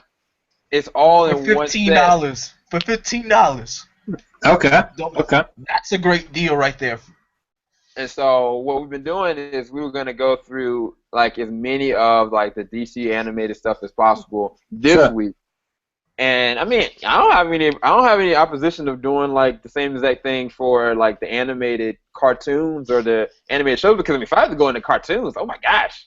Like the cartoons on the Marvel side, between like the original Spider-Man series or even like the X-Men, come on. Like, I mean, they had everything. The whole Iron Man. I mean, old, new, Fantastic Four. New. Yeah, I wish I had gotten more into. But first off, real quick, slight detour. Am I the only person? I cannot be the only person who forgot that hold up. This week, do you realize that this week Fantastic Four comes out in the theaters? Yep. Yeah. I forgot. I forgot that movie like even existed. For real, like real talk. Like I've had a better time remembering Trainwreck with Amy Schumer than fucking Fantastic Wasn't that Four. supposed to be a really good movie? Somebody told me that was a really good movie. I don't know who told me. Trainwreck? Yeah. Yeah, actually, it's actually pretty good. I watched it last night, and I was blown away because I thought it was gonna be absolutely terrible. But that was gonna be a train.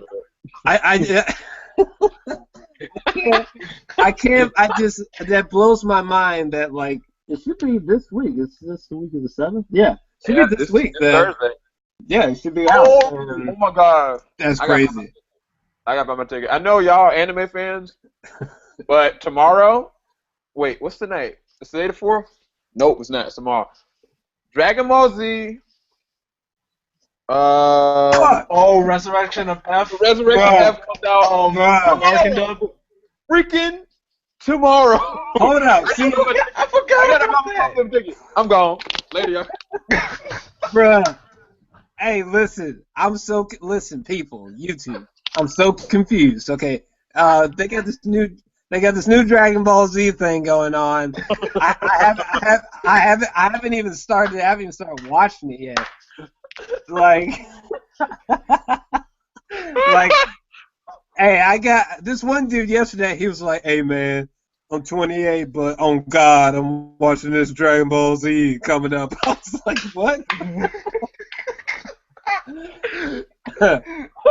I need to catch up. I need to catch up. You need to see the regular one, like the first one that came out.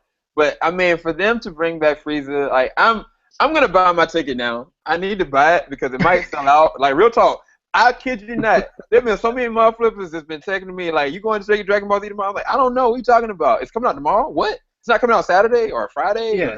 Like it's coming out the 4th until the 10th, and then after that, it's gone. Wait, I'm confused. Is it like a movie? Yes, it's an actual movie. It's a freaking HD Dragon Ball Z event. Okay, it has nothing to do with the current, because it got that current show on. It is a continuation from Battle of the Gods. And okay. Battle of the Gods takes place after the Buu Saga. This show takes place after the Buu Saga. So it's somewhere in between. Yeah. So you're not, if you see the series, you're not missing anything if you look at Battle of the Gods. If you don't see the series, you can still look at a movie tomorrow and still be okay. Wait, is it gonna be in theaters? Or yeah, it's gonna be in the theatrical release, brother. English dub, my nigga. English dub. English dub. Woo!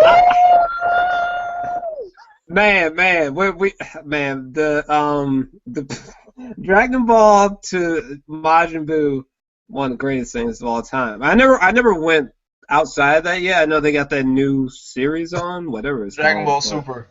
Yeah. Super? Okay, yeah, I haven't started watching it just yet. But. Me neither. I did. I don't think I will. It's really good.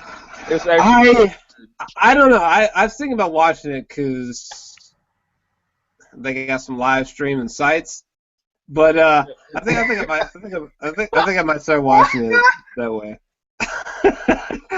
I can't believe there's a movie coming out though. Damn.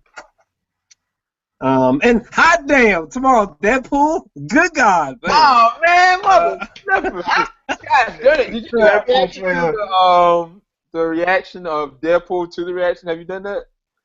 What, that short little teaser that they released today? Yep. No, because I was like, maybe I should, but like I watched it 10 more times, so I was like, oh fuck. But but no, the official trailer is supposed to drop tomorrow, and it better not drop while I'm at work, even though it probably will. So. See, I'm gonna have to clear my freaking phone tonight and make sure I can just, because I'm not gonna be able to hold back. I'm gonna go on lunch. I'm gonna be like looking in DC. Right. All of a sudden, I'm like, this is gonna happen. I know it. So I'm gonna clear my phone out and just do the reaction that way.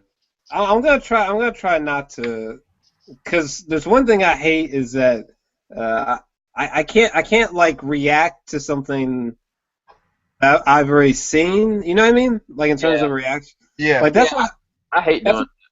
No, yeah, that's what happened with those the Steve Jobs movie trailers. Like I didn't do a reaction to them because I saw the trailer like 20 times before I was able to even get opportunity to do a reaction. So yeah, man, the movie theaters, man, has been getting me lately, man. Like I don't be ready for some of these trailers. I'm like, wait, this didn't even come up on IMDb. Normally IMDb kind of like gives me a buffer. Like, okay, well this trailer is about to come out. But like lately, like I've just been surprised in the movie theaters. Like, oh dang, that's a good trailer. Dang, I didn't do a reaction. Yeah, like we're getting off topic here, folks. But I'm sorry. The Zoolander 2 trailer, which has been going viral like crazy. I haven't reacted to it yet. I haven't even looked at it yet.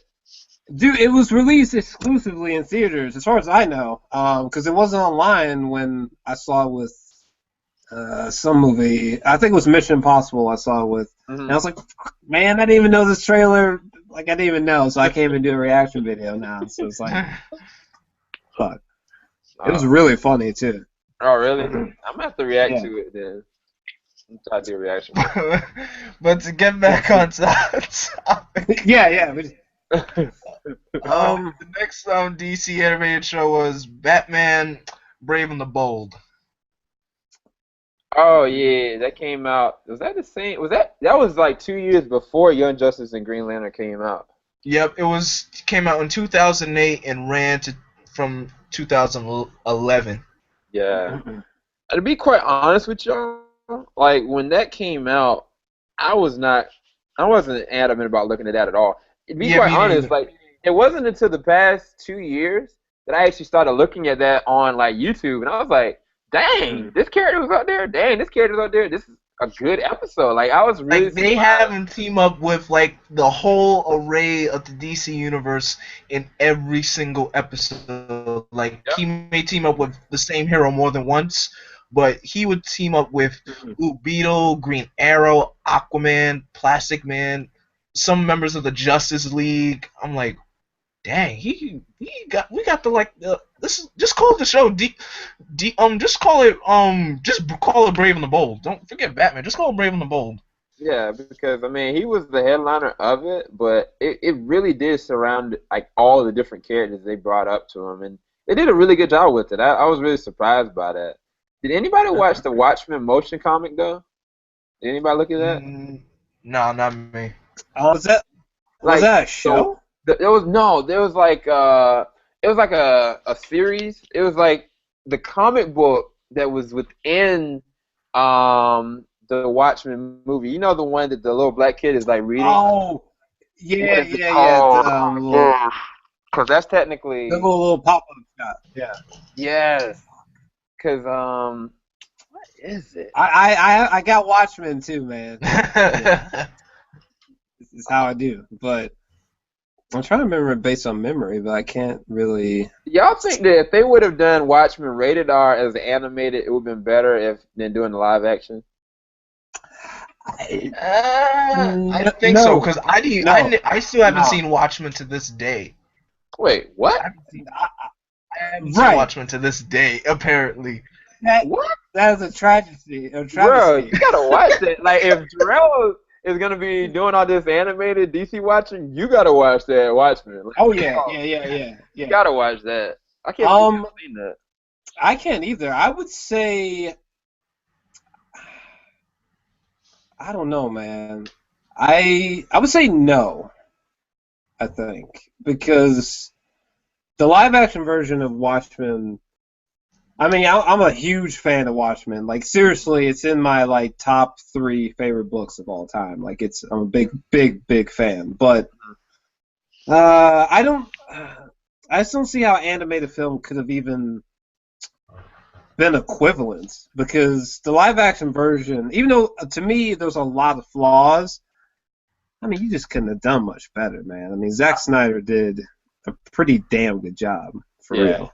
I really, that's the thing with me, like, and we talked about this before. I can't remember when we were having a discussion about it, but yeah. I don't know how he could have done it much better than how it was transferred as an adaptation. I mean, they could have gone and changed the ending. They could have done different things with how the pacing of the characters are, or the personalities were kind of like adapted per like the actors, but the transfer was done really well. Yeah, and this is another thing. This is why I was really harping on that. I think that these DC animated films should consider like a photorealistic CGI route, because I think if the audience has an option of watching a rated R animated Watchmen versus a live action Watchmen, I just have a sinking feeling they're going to choose live action every time.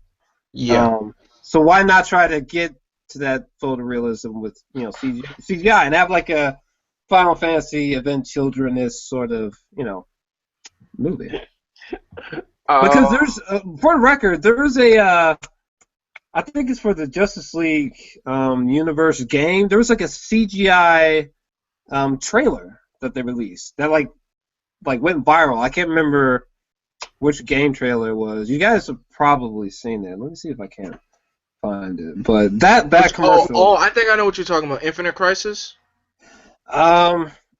I just know it was like a trailer for like a game. I think it was Justice League Universe or something, some kind of online game. But it was like a cinematic. It was like a cinematic CG trailer though on YouTube. It was of what? Incredible. It was a Justice League video game.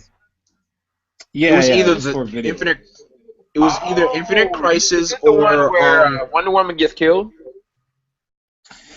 I think so. Oh, DC Universe Online. Yeah. That's DC Universe Online. Yeah, I think it was that. That's what I think it was. I'm trying to see. I don't play that game because that game is going down. That game is going down under. I don't play it anymore. Yeah, from 2012, Justice League DC Universe. All right, start making movies like that. I would cry. Yeah, that would work. That would totally work. Oh, the name of the movie, thanks to IDZ, was The Tales of the Frightener. Watchmen, The Tales of the Frightener. Oh, yeah, okay. I got you. I think that sounds about right. For some reason, I kept remember that pirate ship story? That's it. That's it. That's it? Okay. Yeah. I got you. But yeah, man. Dang, how long we been talking? Look at this joint. See, it don't be telling you like the length anymore. I don't know. We started at 7. Was it 7? Oh, you guys only started at 7? Oh wait a second. You guys are Eastern time. Yeah, right? Well, it's like 8:11 on my side right now. Yeah, so we started at 6:11 then for you. Oh, okay. Or 6 o'clock. I got you. But dang. Yeah. Hey, where'd he go? Is he there? I think he stepped out for a second. Hey, Wesley, dubstep. Where you at, man? Yeah, I think he's gone. But yeah, bro, you got to watch Under the Red Hood. You have to watch Doomsday. I'm missing out. But hey, at least I saw the Dark Knight Returns, that part 1, part 2. That was pretty legit. Oh yeah. But I promise That you though, if you look at, matter of fact, do this. Look at who is casted for Under the Red Hood. Just look at the cast for Under the Red Hood. hold on, let me take a look. Let me use the magical powers of Google. Summon Google magic powers. The greatest weapon of all time. Mm-hmm. Better than Yahoo. Under the Red Hood. This from 2010? Yeah, dude, it's a classic, man. I'm trying to convince Jarrell to look at it that way. What? Yo, they got Bruce Greenwood as Batman. That dude's voice is Yes. incredible. He also was the voice of Batman and Young Justice as well. Look at who's Nightwing. Jesse McCartney. I mean, no. Neil Patrick Harris. Neil Patrick Harris? Nightwing and okay. I'm not familiar with the guy who's voicing Joker. At least John DiMaggio, Bender from not Family Guy, Futurama. Yeah. Okay. Jason Isaacs. And Jensen Ackles is Red Hood from Supernatural. Mm-hmm. Yeah, I totally recognize him. I was like, whoa. All right. Damn. There's somebody else. I forget. Wait, no, hold on. That's not right. They're putting in work for these animated movies. Oh, never mind. That was the right one. Batman. What was the one? Have you seen Public Enemies? Is that animated film? Yeah. It's like Batman, Superman, Public Enemies. No. Alright, I'm gonna give you the scenario so you kind of play it out in your head. Basically, No, man, I've been asleep on these animated movies. So basically, how it plays out is you got Batman and you got Superman. Superman, he's kind of like shocked by the fact that Lex Luthor is the president. He doesn't like it, but Lex Luthor sets him up in a way that makes it look like Superman attacked him and attacked his life and killed somebody. Now, how it plans out is that he's like, okay, I give $1 billion. Was it $1 million or $1 billion? Oh yeah, $1 billion to the man who brings in Superman. Now that you know what the stupid thing is, how a whole bunch of super villains would just do it for just $1 billion. Don't spoil it. I was just telling the intro. I'm sorry. Well, I might not remember, even though $1 billion is shit. I have the comic book adaptation for it. Let me get it so I can show you guys. But like I got it right here. Man, I feel like, man, hey, if you were in the DC universe, you think you'd be a villain or a hero? Hero. who, I'm me? not a hero. Yeah.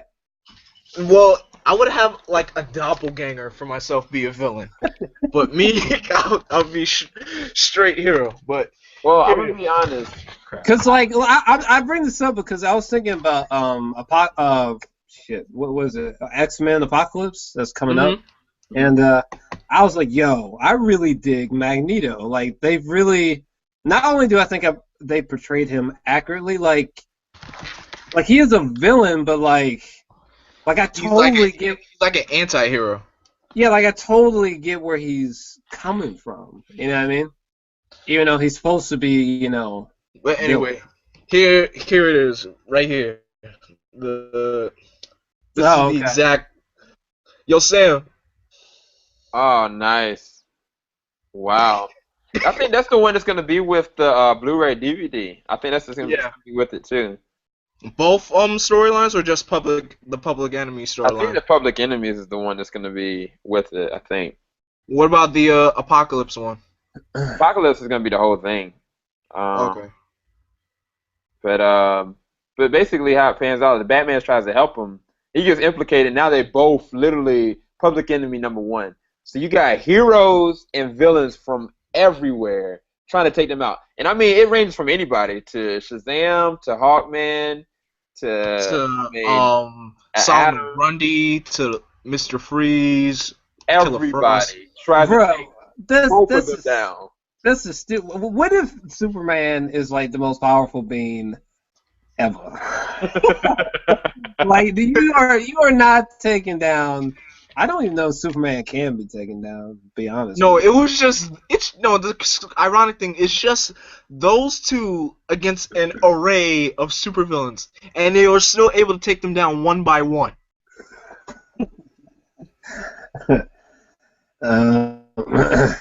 Man, I'm like, I don't know if these guys can do this. I'm like, oh wait a minute, you guys could do this in your sleep. Yeah, it's interesting. You gotta watch. You just have to fucking snipe Superman in the head with a kryptonite bullet, and then bam, it's over. Yeah, straight kryptonite bullet to the brain.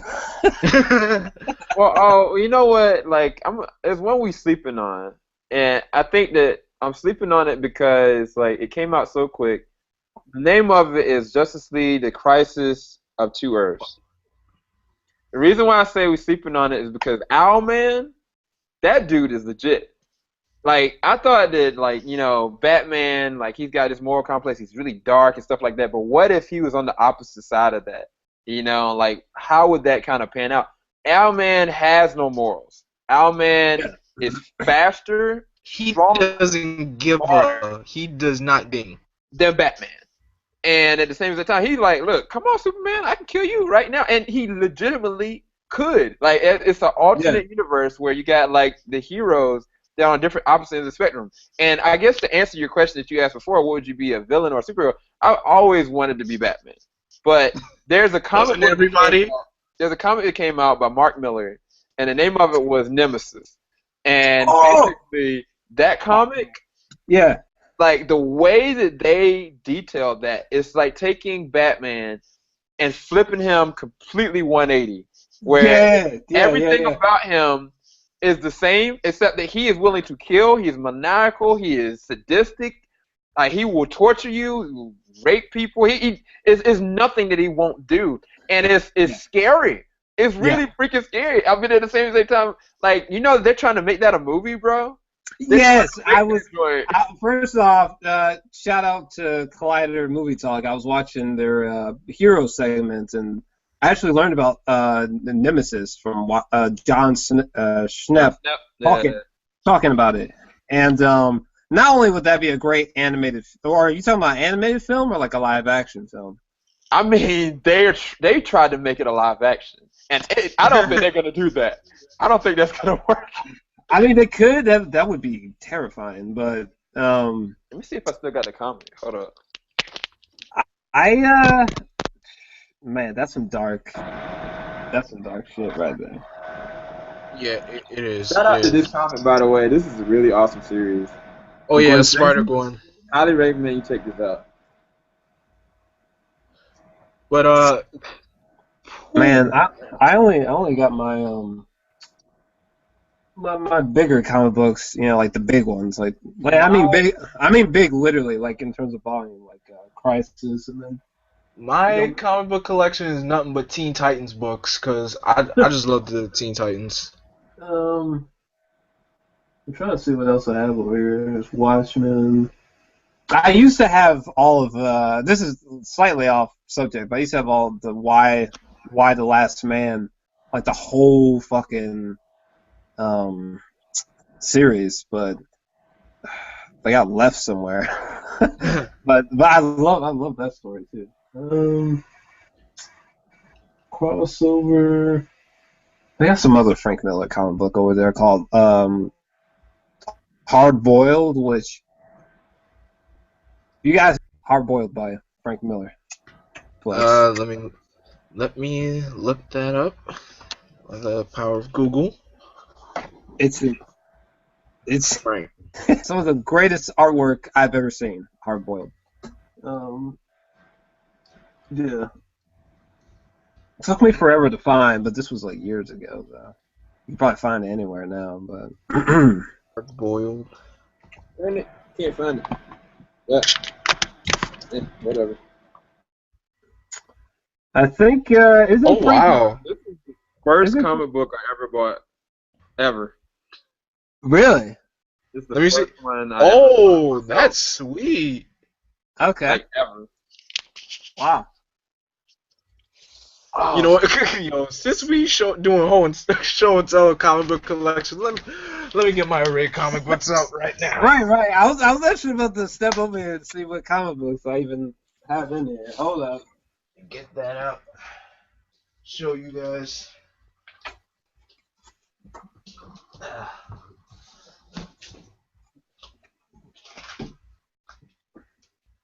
Sooner or later, I'm gonna have to. By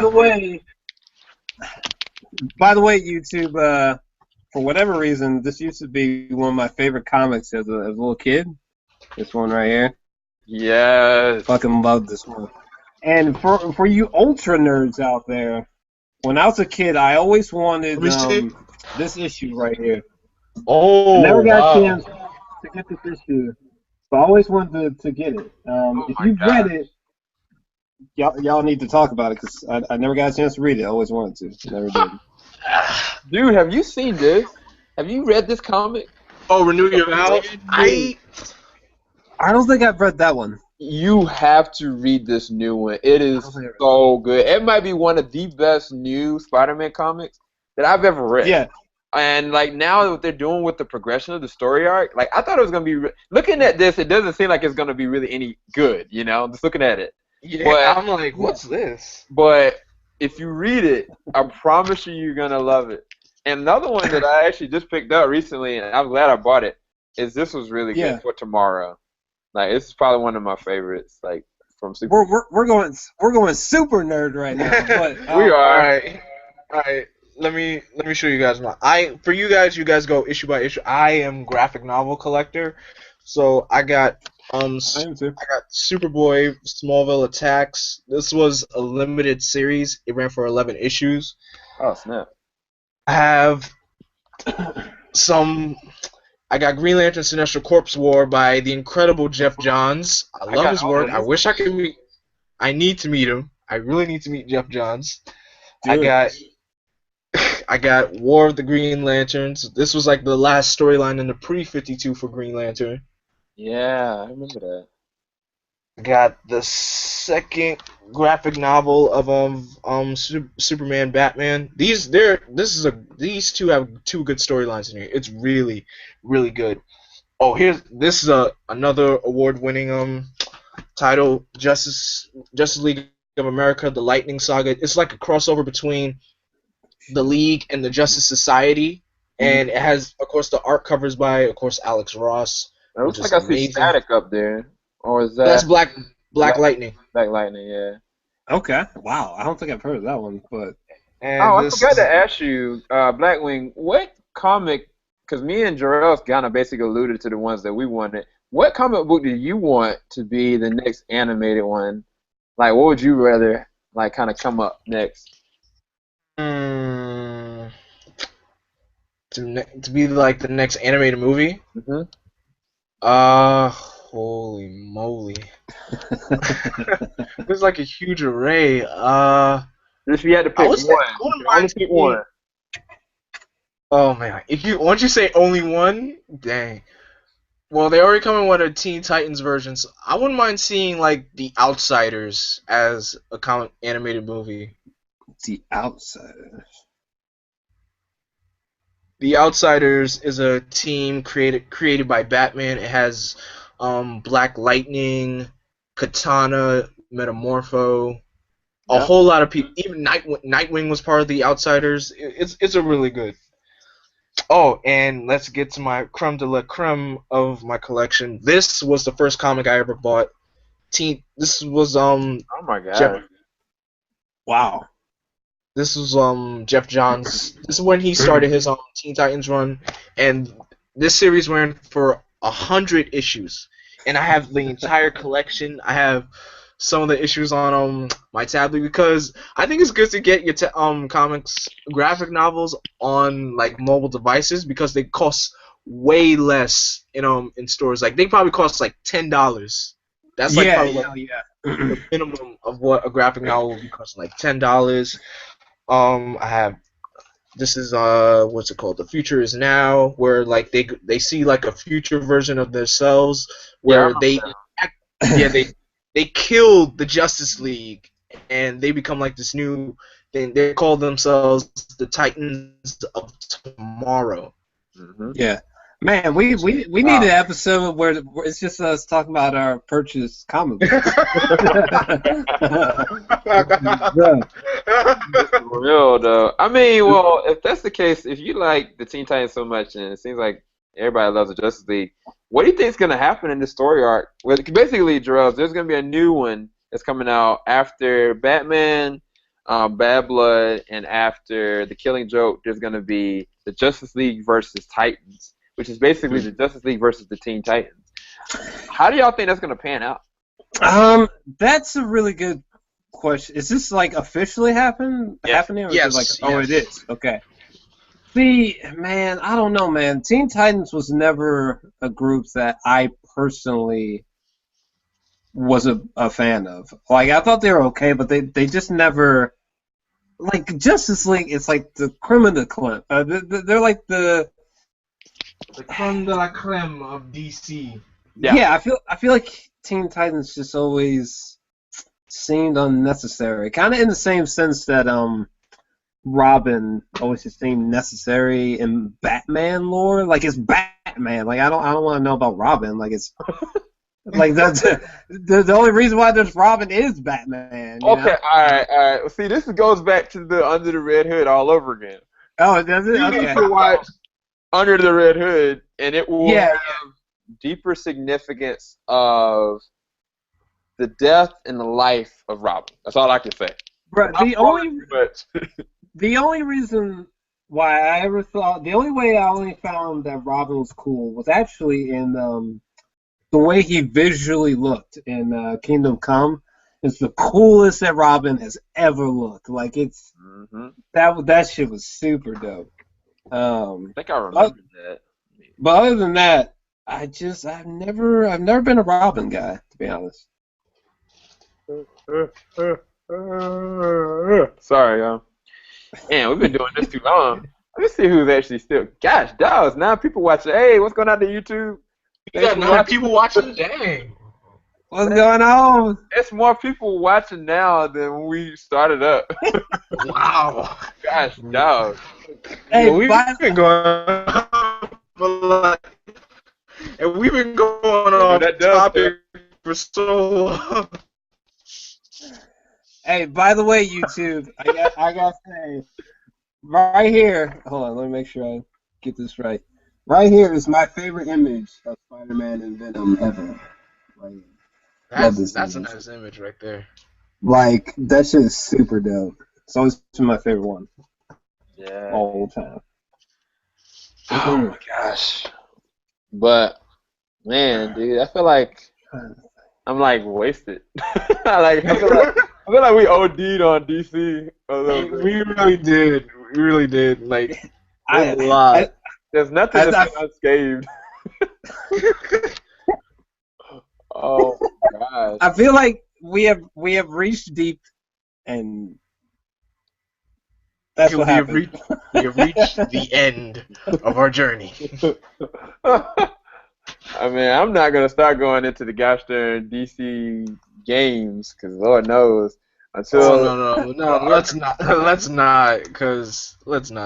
Yeah, so we're not gonna go there.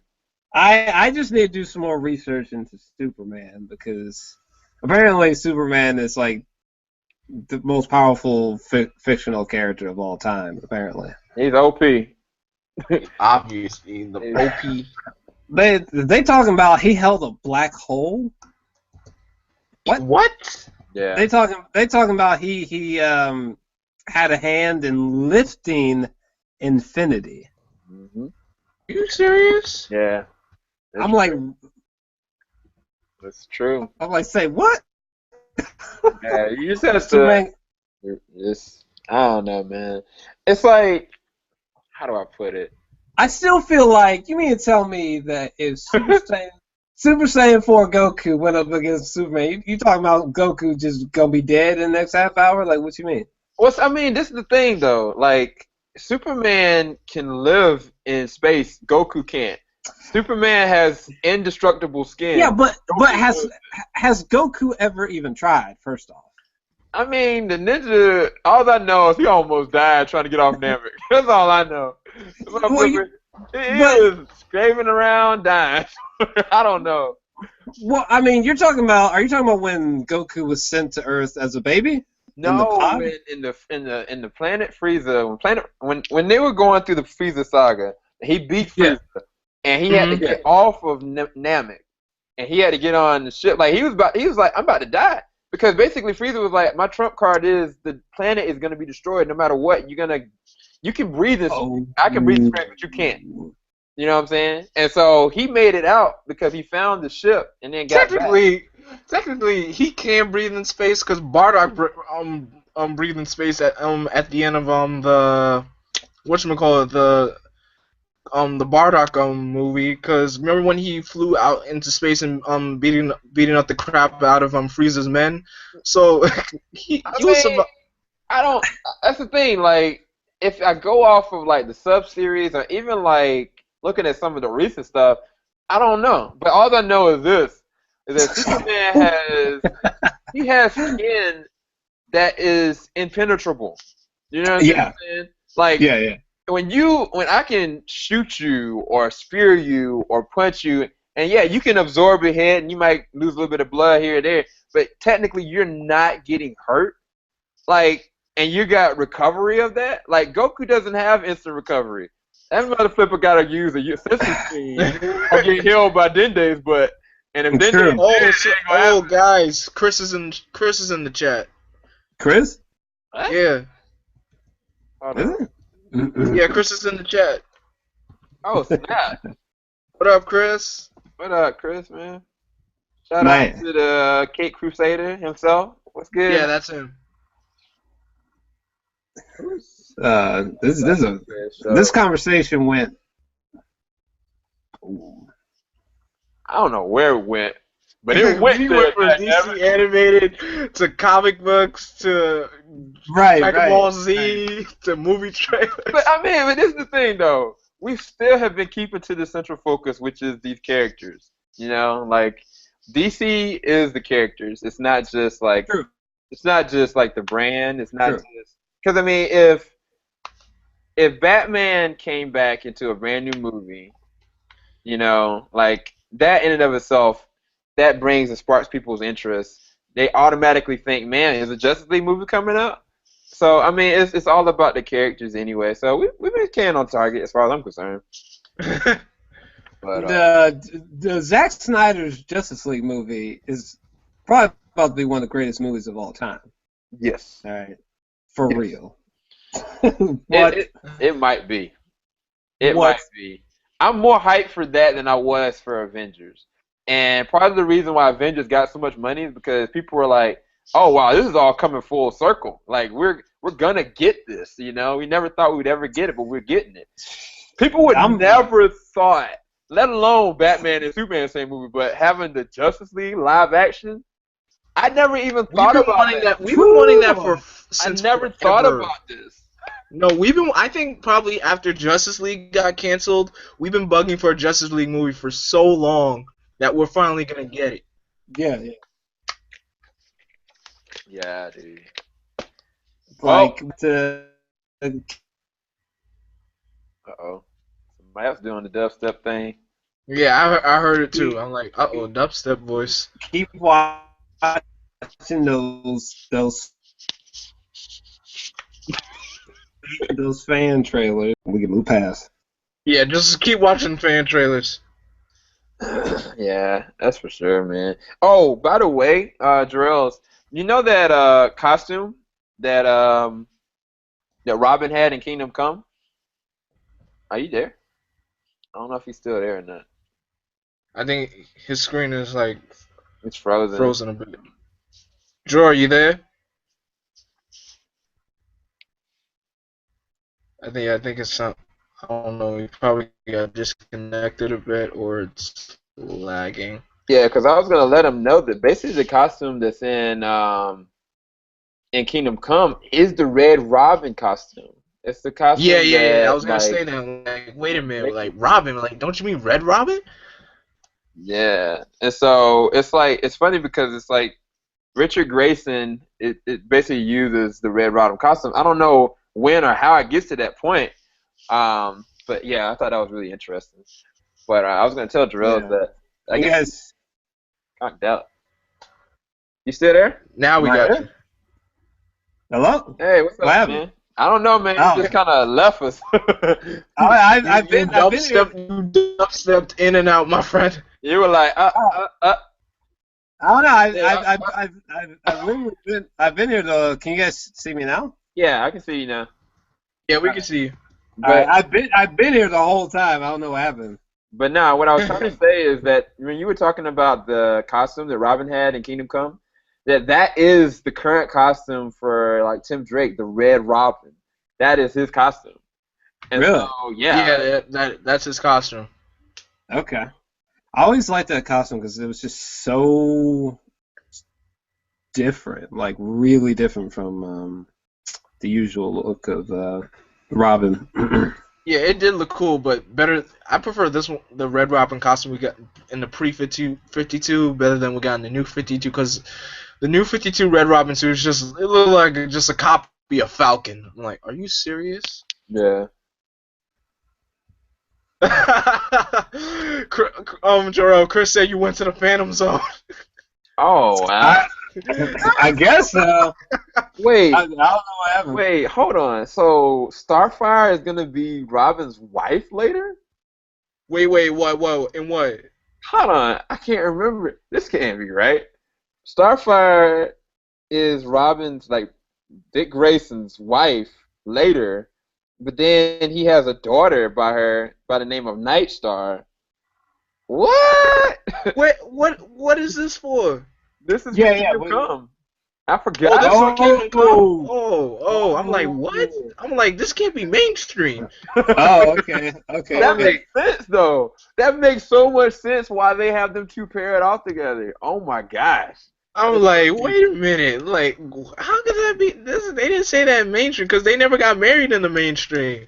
Well, they were, but the wedding got The fact that Wonder Woman and Superman that they had a child like that. See, wait, hold on. That child would be baby Jesus, basically. Like that child, that child would be like God himself. Like there'd be no way to stop that motherfucker. Like, ain't no way you ain't stopping that motherfucker. But the thing is, though, like the way that the 52 comics were setting up, it was for Wonder Woman and Superman. Maybe they are trying to push this to be like the Kingdom Come. Maybe this is what they're ultimately trying to do. Wow. Maybe. Well, wow. You never know. I don't know why they wouldn't do that. I mean, that's awesome. Oh my gosh. I just had a geek moment. Why do we have 12 people watching us still? What's up, y'all? Dude, they're having their minds blown right now. Like, what? Bruh, I totally forgot about this. Superman and Wonder Woman got together. They had a kid, and like Batman was with them while Wonder Woman was pregnant, and that shit's crazy. Oh gosh. Yeah, because Batman was still getting spry back in the day. He had him a metal costume. Yeah, that shit all was jacked up. Wow. Yeah, dude. Man, they got to come out with a Kingdom Come. Right. How's that not happened yet? I'm surprised. I don't know. Cause why not just go to Warner Brothers and ask them how come y'all didn't do it yet? True. Just be like, yo, just let me make the movie. Yeah, man. Look, I can come up with a script overnight. Just give me some pen and paper. Right. Give me about 175 mil. I got y'all. I got y'all. That is gonna be big. Y'all good. For real, give me the budget. Watch me work. But anyway, shoot. Man, if we keep this up, we're gonna go for 3 hours. We need to stop this. I think we're at 2 hours 42 minutes right now. Holy good God! Yeah, You we were over two, 2 hours. Good gosh. dude. There's like somebody under couch like drinking Mountain Dew and a bag of popcorn watching this. Just This like is watching a longer documentary. than a real movie. This is longer than an actual movie. What we're doing. Legit. No. legit. There are movies that gone past the 2 hour mark. There have been movies that gone past the 2 hour mark. Trust me. Man, Return of the King is like, I think it's literally 200 minutes. I mean, this is not the Titanic. We rising, we ain't sinking. So And this is not King Kong. No, oh man. but I think we did good. I think we did. Even though we bounced from topic to topic. Yeah, but we yeah. Oh snap. Shoot, where my roommate at? I hope I was supposed to pick him up. Anyway. Yo, people. All I gotta say is people need to stop reacting to the teaser of tomorrow's Deadpool trailer because I keep thinking, oh my God, it's out, but it's not out yet. So. Sam, Chris just said send him an invite. I think we're just about done, aren't we? Yeah, let him know, man. We about to be out of this beach. I think. Give me some food. Yeah, I was just about to say, man. I think it's time. It's time for me to watch an animated movie. Yeah, I'm thinking about going back and watch all the animated movies. Okay, all right. Real quick, if there's one animated movie that, if I was about to watch it right now, what should it be? Under the Red Hood. Under the Red Hood. Okay. Unanimous decision. All right. Under the Red Hood. All right. What did you guys rate that one? 10. 5 out of 5. 5 out of 5. Whatever you want to call it. 5 motherfucking stars out of 5 motherfucking stars. 10. All day. What? They got this bitch for $2.99. I'm about to watch it.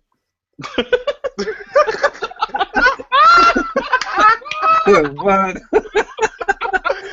Say what? Oh no. Shit, I'm about to watch this shit right now. $2.99. I got time for that. Hey, look. When you watch it, make a review for it.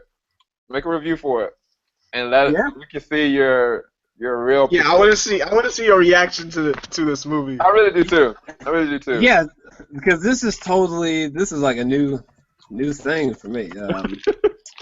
Man, I don't think that I've ever even done a review of anything. Not animated in this sense. Not like an anime or The last animated movie you reviewed was Inside Out. Dang. Yeah, but I don't know that. I don't even know if that one counts. That's just Pixar. You know, like Pixar is like its own. Pixar's like its own genre. You know what I mean? Now, Jarrell, just so you know, this is a gateway drug. Be careful. Do not OD. I will not be liable for you ODing on DC animation. Because you might. Hey, if it's that good, I mean, I don't know. I mean, you ain't gonna be like this, but you at least gonna be like, kind of like that. But bro, they talk about you could rent in HD for $2.99, $3.99. Like, shit, here I am. Yeah, I would. Shit. I need to buy that joint. To be quite honest with you. It's like I ain't got the money for that. Just watch it online. Is this the one with Michael C. Hall's Batman, or is it what you call it? No, that's the one where the guy from Star Trek. It's Michael Greenwood. Michael Greenwood, Batman. Yeah. Yeah. That guy. I got you. Damn. Yeah, man. But let us see that review, man. Hit us up with that link. All right. But well, let me look at the chat. See who's all checking this out. Senna got the Cape Crusader. BlackWing, you up there too? Yeah, just to keep the chat occupied. Cool Hand Luke. Dang, it's been a lot of flippers up here. Y'all, appreciate y'all for checking this out, man. Yeah, really appreciate it. IDZ135. I mean, oh, true. Yeah, I mean, this is the thing. After you look at Under the Red Hood, if you liking what you're seeing, try to look at Flashpoint. Try to look at Flashpoint. Yes, look at Flashpoint next, and if you're gonna love Flashpoint, and watch Superman Doomsday, of course, and watch Justice League: The New Frontier. Okay. That is a classic. Like the way New Frontier is really a classic. The way that they designed it, like I didn't expect it to be as violent and as serious as it was, and be as good as it was. But anyway. I really want to read that novel. I want to read it, but it's hard to find. Yeah, dude. Well, that's gonna be with that set, man. With the Blu-ray and DVD, they're gonna. Oh yeah, right. It comes with the Blu-ray, the movie and the novel set. Yeah, that's one of the ones. But man, we went deep on this ish. Yeah, this brother gotta get some food. Yeah, I feel like we should honestly. Well, first off, I totally forgot when D23 is. I'm gonna have to. I think it's this month. Yeah, it's definitely this month. We should definitely do something about that because I know I sent you that link. Yeah, I'm down. That would be cool. I think it would be cool for us to talk about like graphic novels or something, or like comics or something. Oh yeah, dude. Like I gotta bring my dude, Senna Gaming. He's got a lot of comics that he's actually been reviewing a lot of. So we'll try to bring him in the mix on that too. Yeah, because podcast. I'll have to bring it up at a different time. But my favorite Superman story of all time is like a graphic novel. It is a graphic novel. I can't think of the name offhand because I don't own it. But the Death of Superman. Nope. Wait, All-Star Superman, right? No, but it's my favorite Superman story. I really thought it'd be All-Star Superman because that's a top-notch. But it's my favorite portrayal of Superman. Period. Besides Man of Steel, people low key, Zack Snyder actually did a great job with. I really loved it. I loved it personally. I don't think it was a 10 out of 10. I loved it too. You know, I don't think it was a 10 out of 10, but still. Yeah. I was like, damn. I give it a 4 out of 5. Yeah, I think I gave it a 5 out of 5 because that was a Superman that I felt like everybody really deserved, but they never were gonna get if somebody hadn't kind of stepped out the box and went that route with it. Especially the first concept art of seeing like Krypton. When I first saw the concept art, I was like, wow, bro, like. Oh. But that's for another story. Like I said, I'm trying to. Yeah. We gotta end this right now. So let's just end on a good note. Check out JVS. Check out check out Jorel Alexandria. Check out my channel, BlackWing2040. Sub to us. Follow us on Twitter, on Instagram. Tweet us some questions if you want to, get to know us better. Sam, you do the rest because I just stole your line just for a moment. Man, you've been having these geek out dubstep moments all. Oh my gosh! I've been dancing to your dubstep moments. If you go back, and you ain't talking right. I'm sitting there just going like this. But nah. Thanks everybody for watching. Like y'all have been amazing. For the whole concept, it's like 7 people still watching. It's been like 3 hours. That's amazing to me. So thanks everybody for watching. Definitely check out these two guys' awesome channels like Blackwing, Jorel, Alexandria. I'm not sure what your Twitter is, Jorel. So if you want to tell people that, it's up to you. Yeah. But I'll probably throw it in I'll throw it in the comments section. Okay. Yeah. So definitely check out in the comment section. We're all gonna put our Twitters down there, and definitely check us out. Chat with us if you want to be a part of another discussion we got. Whoever it is, I don't care if it's Gerard or somebody we don't know. Like, you're more than welcome to go in this open discussion. Like, it's fair game on anything. You know what I'm saying? Yeah, but right now we hungry. We tired. We hungry. We hungry. You gotta say it like Tyrese. We hungry. Bread. I want my cornbread. You know what I'm saying? Hey, you got some stuff in the heaven. We hungry. Yeah. So, you know, yeah. Nah, for real though. Yeah. We out YouTube. Later, y'all. I'm about to go off broadcast, Later. y'all, and we can keep talking for a second, then we go. Night, YouTube. Okay. Thanks for watching this. Peace. Peace.